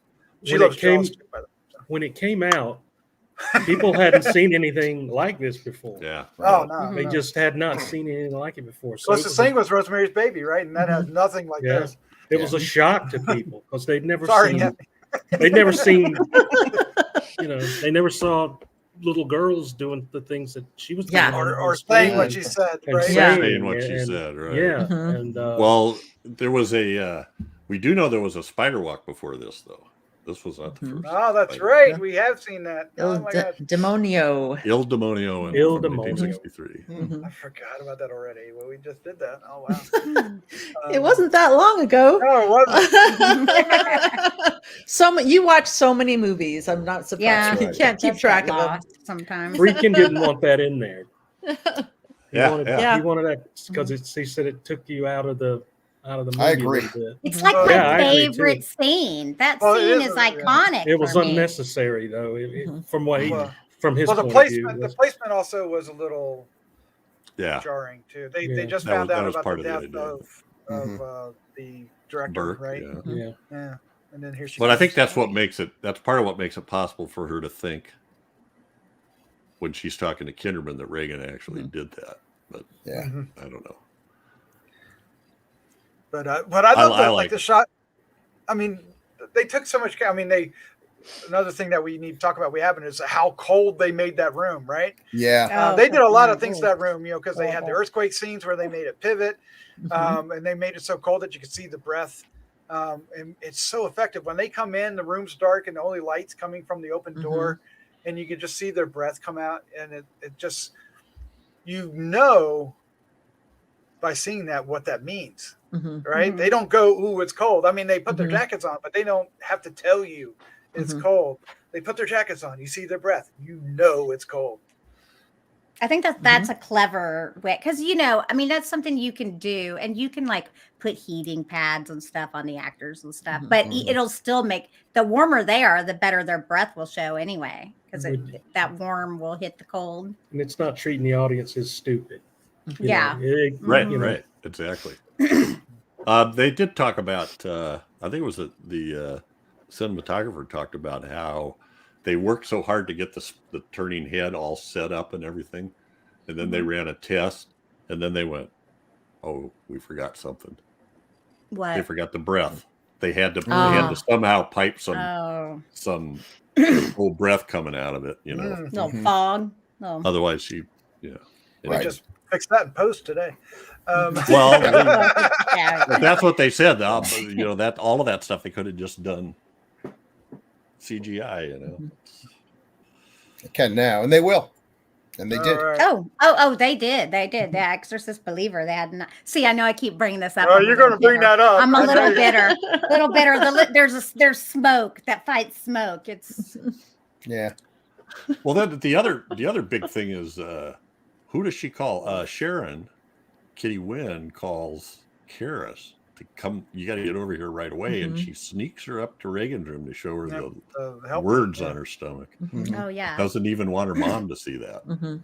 Oh, because it's scary. And that's the thing. like That was the piece of evidence that Karras needed to Yeah. go And that, to the do an exorcism. and that in the tape when she's talking backwards in English. Oh yeah. Mhm. Yeah. God, that although and But people that can was actually do that. That's a real thing. That but was it good, sounds so. I scary. am no one, and what the priest Marin is coming or something. Yeah, Mhm. fear the priest. Fear the priest. Fear the Marin, priest. Marin. Yeah. Oh my gosh. So creepy. I get goosebumps. Yeah. Oh, but just I remember hearing that because remember I told you I taped it and I would listen to it every Oh, day. man. And that made such an impression just when they hear that. I mean I remember like turning the tape on. Yeah. When I hear it's like okay no and put the headphones and then I get back to it, but it's just the audio on that alone. Mhm. See, You can sound survive. can be enough to scare Mhm. you. Like Yeah, this is what absolutely. I think filmmakers sometimes Mhm. they're just not thinking about like you mentioned it, Daphne, about all the different pieces that they use. They used Mhm. every single piece available to show the fear, Mhm. the sights, the sounds, like it all, and that is so effective. Like Mhm. I think sound is highly underutilized, Mhm. and it's not Oh. a jump scare. You know, Right. that's not Mhm. what fear is. You know, Mhm. There's kind of a when they're in Iraq. There's kind of a during parts of the scene. There's kind of a low droning Mhm. noise, and they said that came from running his finger around a wine glass. oh yeah. Mhm. Yeah. Oh wow. Mhm. I Okay. mean, that's just Yeah.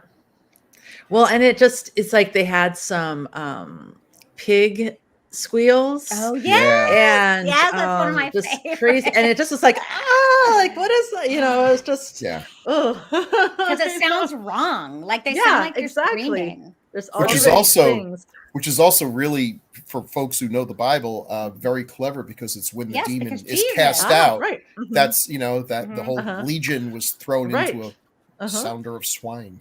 so. But I mean, yeah. even the sound of falling rocks when the guy's Mhm. standing there behind him, is frightening. Because you hear the Mhm. clank, clank, clank, clank. Well, when we need to talk about Mercedes McCambridge too. Oh yes, Oh we do. yeah. Because Mm. we talk about what Linda Blair went through and what Mhm. Boy, Max yeah. von Cheeto. Sydow went through, Yeah. and I'm like, what she went through is insane. It's She absolutely insane. decided to do it. Apparently, though, Yeah. like Mhm. Yeah. like okay, I don't. Shockingly, I don't fault Friedkin for this. Like she No. had a process, and Yeah. it was very odd. Terrifying.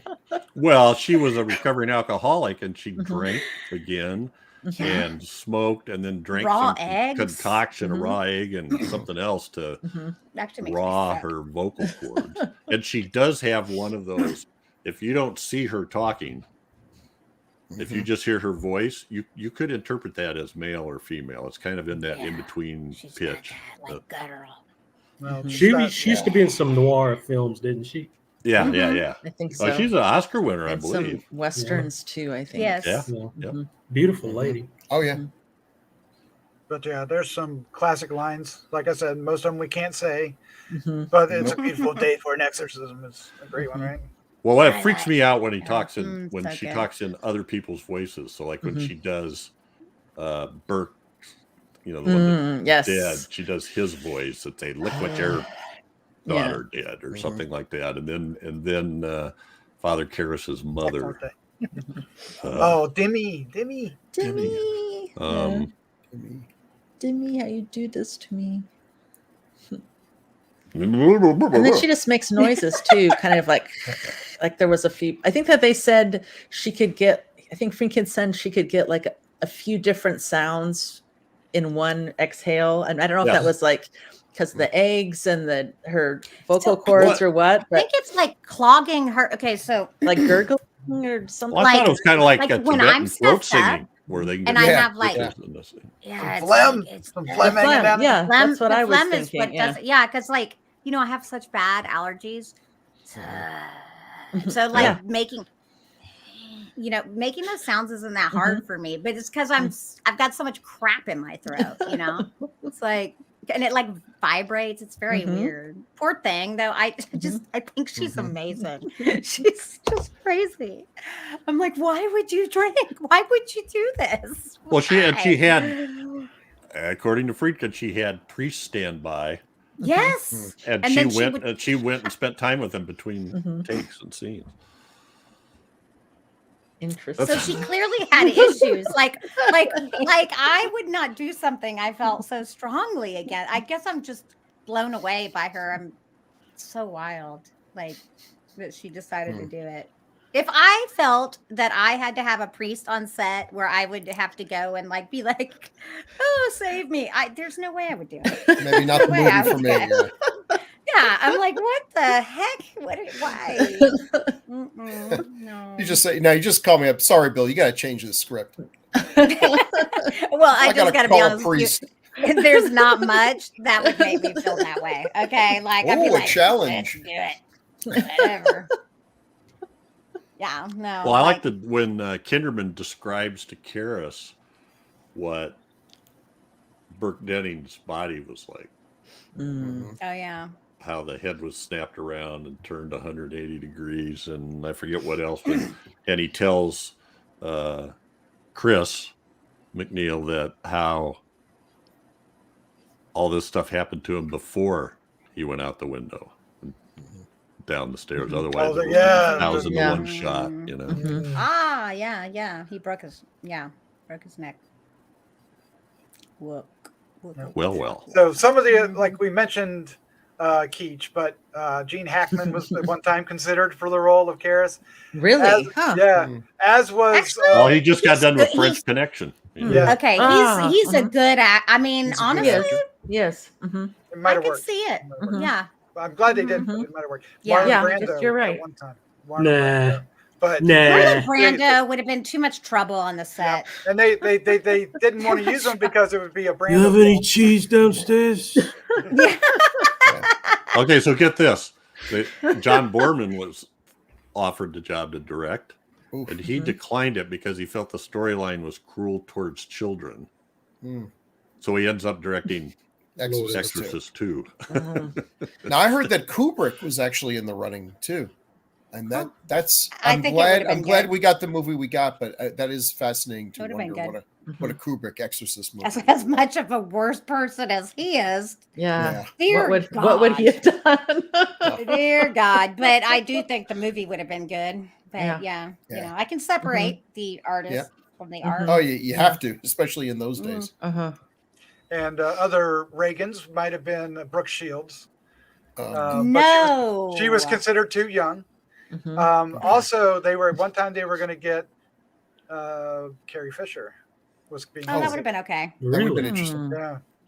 I think that would have been fine. Tatum O'Neal probably would have been around the same age too, right? She probably would have been good too. They mentioned, does this fit? But- This timing doesn't fit. Dana Plato? No. Who's that? No. She'd have But been wasn't she in one of the wasn't other even born. Exorcist movies? Wasn't she in another Exorcist movie? I don't know. Uncredited or something? Dana Plato. No, Laura, I don't know. Laura Dern apparently auditioned as a young child. Honestly, though, I think the reason why Linda works so well, though, is I do think Linda looks sweeter than some of those other girls. Yeah. I think Yeah. Brooke Shields is just far too attractive. I mean, I know I hate to say that, but she's so beautiful. Like, I think that would be distracting. But Linda's beautiful too. Linda But she's Blair looked got- like they found a kid on the street and brought her into the set. Yeah, I mean, Yeah. and it's got that sweetness. You know, She's I got don't that know, little round angel face. Yeah, Mhm. exactly. Mhm. Here's another interesting. Denise Nickerson was Say considered. that again. Denise Nickerson, Okay. who played Violet Beauregard in Willy Wonka. and Chocolate Oh, Factory. Willy Oh. Wonka. wow.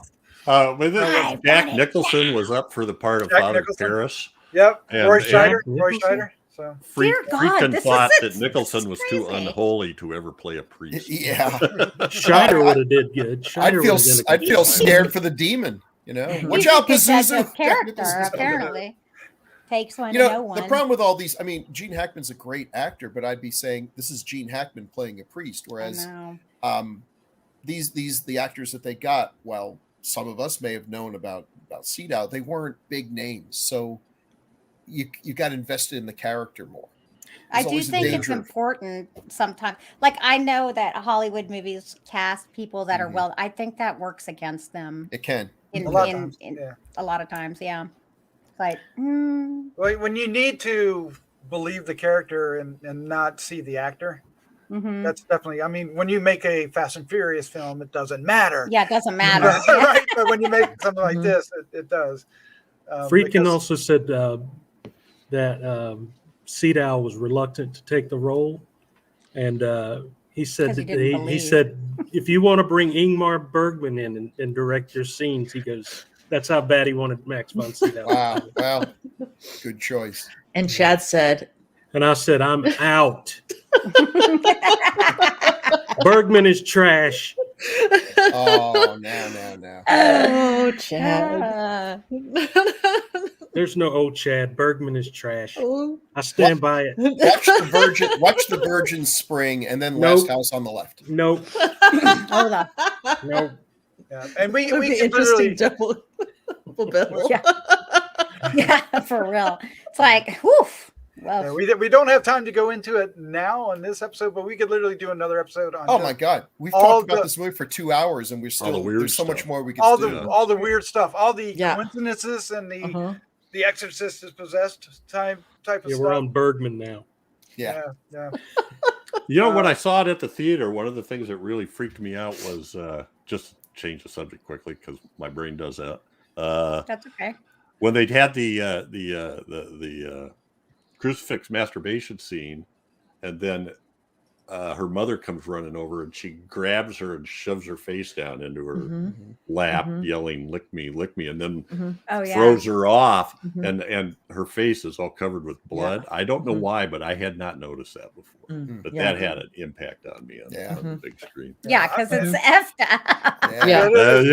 It's very up Mhm. in a lot. But when Yeah. you really look at the scene, if you actually look at, it's not that bad. It's like It's implied as it's bad though. it's There's a lot of it's implied. more It's implied. way Mhm. worse in Yeah. the book. It's Mhm. way Yeah, worse in like the book. it's- They could not have But filmed it the way the book They did. definitely get that point across, Yeah. and Mhm. but Mhm.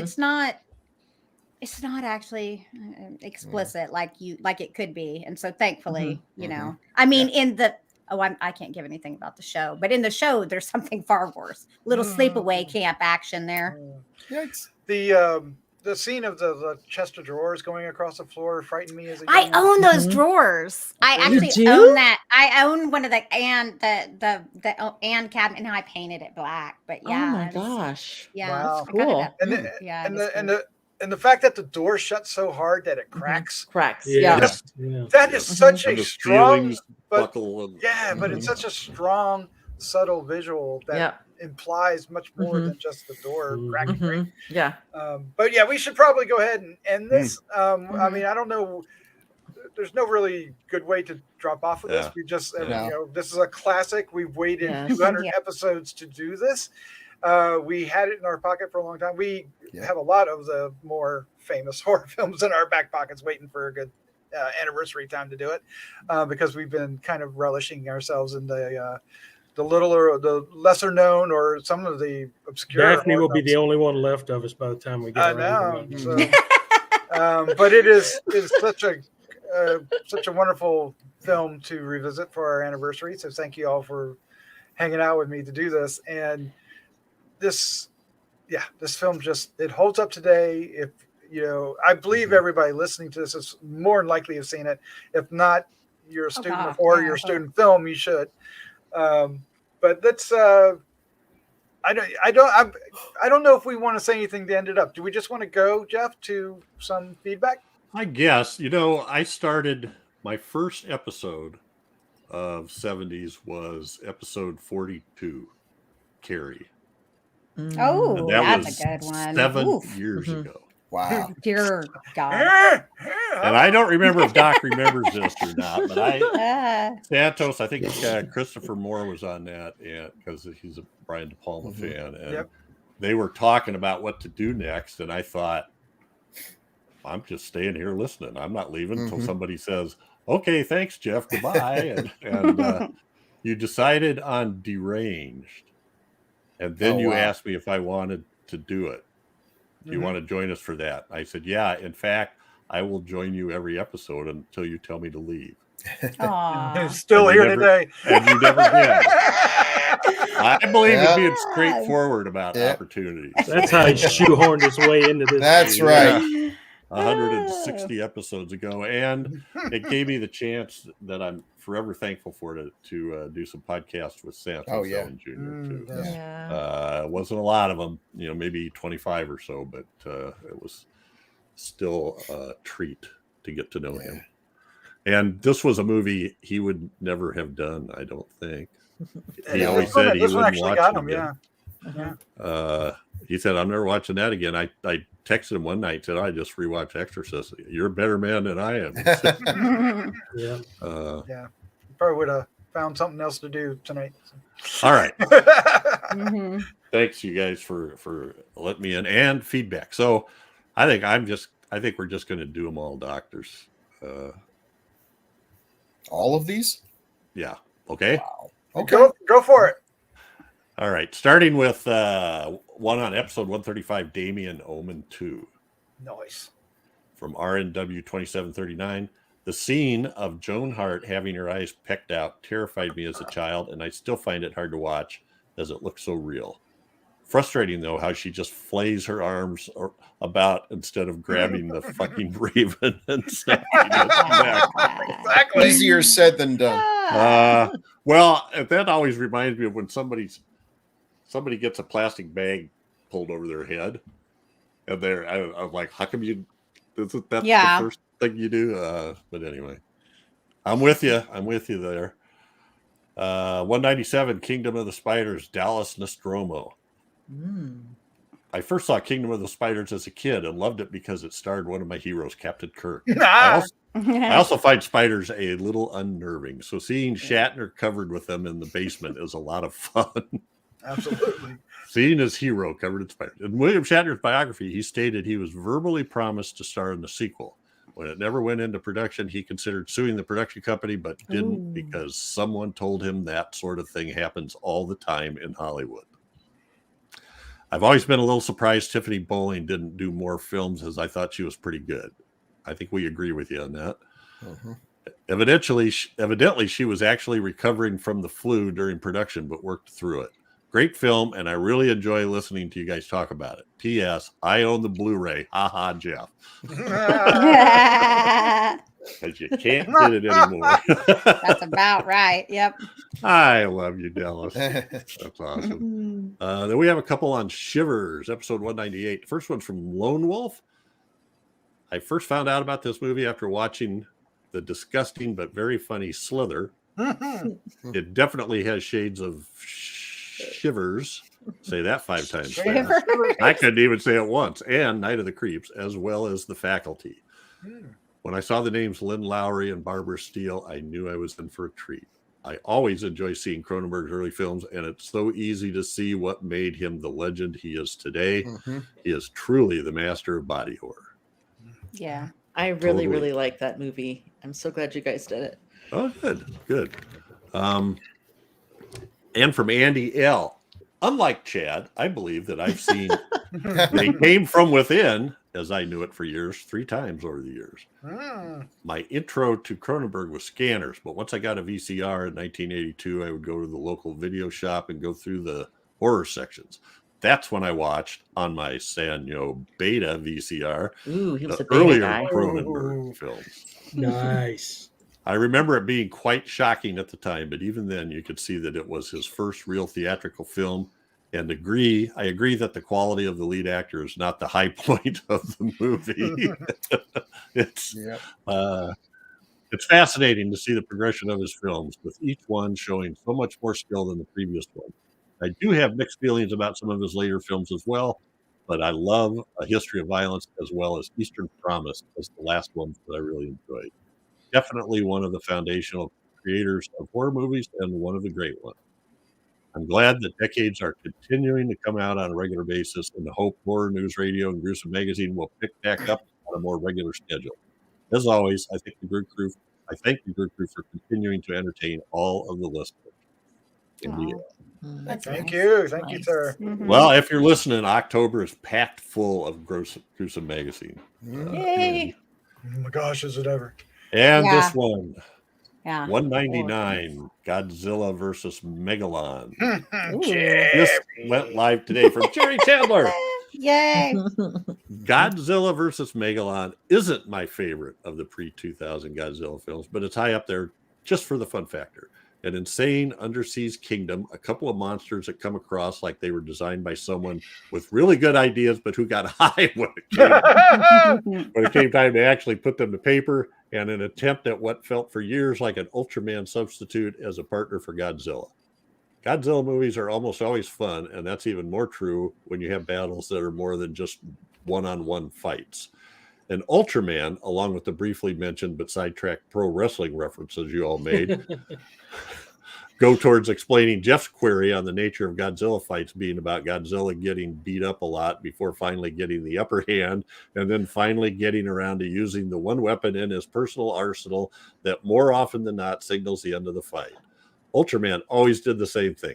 Gets the snot stomped out of him, gets a few solid moves in, and then does his cross-hand super beam of death and destroys a bad guy. It's just like wrestling psychology 101. The heels have to put a beating on the face in order for the rally of the face to be there and the victory worth rooting for during the fight. And in this movie, where Jet Jaguar is getting double teamed and knocked around like a ragdoll before Godzilla arrives and evens the odds, you get the classic wrestling face in peril, leading to the hot tag before the ultimate face team victory. He's not wrong. The formula is the same, and that's part of why the film works. It's simple, it's basic, and it's a tried and true formula across a lot of entertainment. Throw in all the other silliness of this film on top of that, and you get a live-action cartoon that's just too much fun to hate. Mr. Mulligan's unenlightened and borderline vacuous music. Wait, what? Wow. During the podcast, Dirk Rogers held up a sign. This is a classic. And then Bill held up a sign that said, not so classic. Mr. Mulligan's unenlightened and borderline vacuous musings on what does or does not make a quality kaiju robot are inconsequential in their substance and thus very much beneath the worth of responding to. How dare you? But he did anyway, right? Yes. Yeah. And then I am as God made me, sir. he ends it with Punch, Punch, Punch, which is a line from the theme song, which you all should go listen to. Yeah. It's hilarious. Love the guest host for this episode, he adds. Yes, Yeah, I great. think Bill would echo that as Oh, well. Yeah. And as Doc pointed out, I was lucky enough to have 3 kaiju fanatics. And when I mean fanatics, I mean fanatics. I knew everything about the kaiju Yeah. films. Yes. All right, this is the last one, and I think it's a fitting one for 200. Damian Asateo, who usually sends us a New Year's episode, says, Doc, Bill, Jeff, and Chad, I know the year isn't over yet, but as the Grue Crew is celebrating 10 years, and with my thoughts of the Black Saint always on my mind, and I'm sure on yours, I'd like to talk about how far the gang has come over the last decade in relation to the 70s podcast. As our favorite reporter, Carl Kolchak, was told to find facts. We need facts, Carl, facts.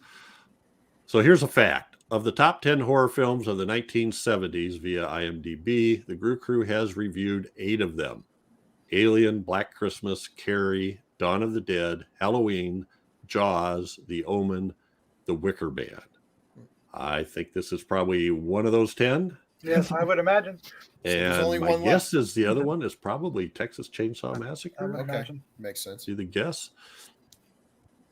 That'll be episode 300. No, we'll do it. Fact, of the 10 favorite films of Doc and Santos from the 70s, only one remains on Doc's list, The Vampire Uh-oh. Lovers. Ooh. All of Santos' films have been reviewed. Fact, 26 films of the 70s were about vampires, with werewolves, Frankenstein monster, and apes a distant second. Fact, Blood-Sucking Freaks was a favorite of the Black Saint, whereas the other Grue Crew members hated the film. Wish he could have been there for that episode. Yes. Yeah. Fact, on the episode of the review of Dracula 1979, Bill laid claim to wanting to see someone make a film called Sharkula. 3 years later, Oh, yeah. he would get his wish. Oh boy. The one wish of mine that comes true. Oh, God. Fact, Jeff's constant obsession with 70s porn. It was a constant discussion with some or most of the films of the 70s.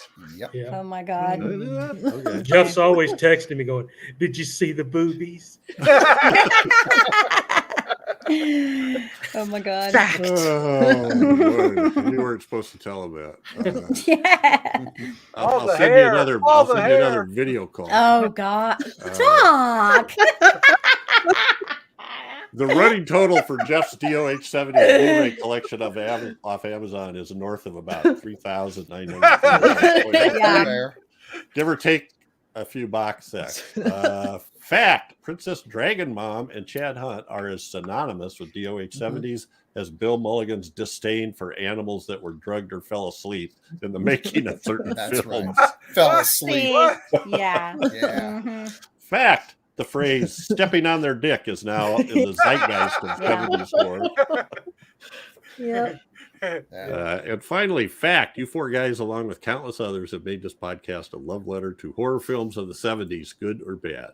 I have not had the chance to meet you in person yet, but with instant messaging, my constant feedback, I consider you guys extended family. Oh, Same with cool. us. Aw. Nice. It is an honor and privilege to hear your joy and sometimes pain. Fury of the Wolf Mind comes to mind when you review films from this decade, and I look forward to many more, my friends. As always, continued success, good health, and prosperity, gentlemen. Thank you. That Damien was Austin. wonderful. That is so nice. Thank you. Yeah, Thank you, that's a sir. nice thing to say. That is the feedback of the year. I think. That was A fun. tear come Very to my eye. nice. Oh, Hey, Damien's the best.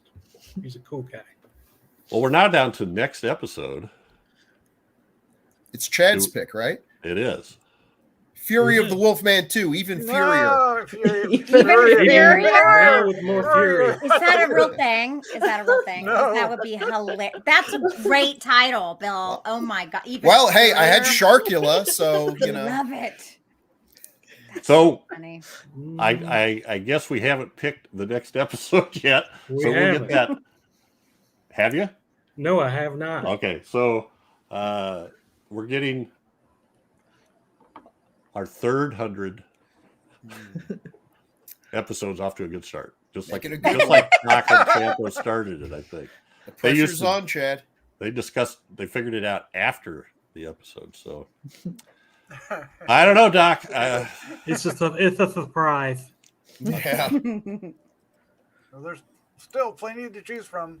Well, we got hundreds and hundreds of more to choose from. And it's got to It's follow amazing, The isn't it? Exorcist. It's amazing. Eventually, Yeah, we got to that's, get to some. You know Bill's that has no weight on what I'll choose next Yeah. from past That's experience. true. Yeah. Yep. Mm-hmm. Thanks so much to Crystal. Yeah. for Oh, joining yeah. us I'm so for thank you Ladies for and Gruesome inviting me. Magazine. We figured so since excited. you led Fun. the panel at Dragon Con, it was only And fair. really, folks, Very Crystal cool. did a phenomenal job. That was a Thank great you, Bill. panel. That was one of the best Yay. panels I've ever been involved with. And I probably spoke the least of any panel I've ever been on because Actually, you barely said. I'm not kidding, y'all, and I know you may not believe it because I was shocked I don't myself. believe it already. Bill I think I barely know. said. Listen. I'm not kidding. Like I actually, since I was moderating, I actually had to be like, so, y'all. Hey, Bill. when you're on a panel with people who know more about the stuff than I do, I just sit back and sip my funny. coffee and try Yeah, not to look yeah. too Well, stupid. I mean, we did have a priest and a religious professor. All we needed was a professor. demon, and it would Yeah, have been like a trifecta. It's really like, okay, well, the panel does it, but they were actually really good. Like were I terrific. have a good way of controlling people.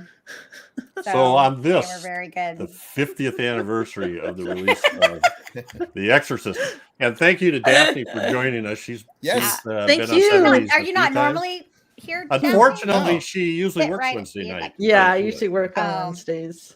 I'm and glad since you're she's here. on the West Coast. So am I, it's, yeah. The time difference is a problem. Thanks, so guys. yeah, this I worked out I great. noticed that it was still light outside when we started, so I was like, and figured. It ain't light here, I'll tell you that. Yeah. Yeah. No, it's almost midnight here. So. Yeah, my wife's like, "Are you coming to bed anytime I soon?" know. I'm getting texts like crazy too. I'm Like, I'm sitting here, I'm getting It's- tired. yeah, and it's, I'm like, I think I saw Chad. great job herding cats here today. No, I'm good. I enjoyed this a whole lot. Yeah. It was a great, Yeah. good discussion. I know I've been looking forward to it. Yeah. What a great movie. Yep. So, like Jeff Yes. was saying, we thank you, Chad, Jeff, Crystal, Daphne, Bill, Thank for you. joining us. Thank A lot you. of fun, as Thank you. always. Thank you, Doctor. All right. I was getting ready to say, what are we, chopped liver? Thanks to all of you. That's your name. That's your Thanks to name. the listeners and viewers too. That's Yeah. what Oh, absolutely. Yeah. People like you.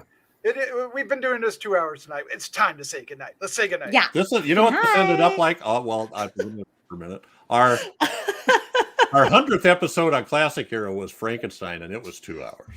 So this is fitting. Oh, And the Exorcist. it's like a special. Yeah. Mhm. I mean, All we're right. going to talk about the Exorcist. We knew it was going to be long, but Oh, yeah. Tonight on CBS, a special presentation. let's get out of here. Chad Let's say goodnight. sleeps. Chad sleeps. The snooze of the Chad. Chad never sleeps. Yeah. Batman doesn't sleep. Chad never sleeps at home. It's an airplane. Yeah, I don't know. Yeah, okay, good night. I'm done. I'm tired. Okay. Well, Not and on my that turn. note- Consider this a present, Chad. Consider this a present to you. No taglines on this episode. Oh, yeah, that's Oh, right. yeah. That's They were right. there. They They were. were there. They were. They were there. Oh They my were God! there. How did we not do tagline? Should we just do it now? Oh, yeah, No, let's do no, it now. Let's go. We into got to get out of here. We Thursday. got to get out of here. Let's get out of here. Time to It's go. okay. Okay. Yeah, nobody noticed. Nobody even noticed. 5, 4, Okay. 3. Bye. Good night. Bye.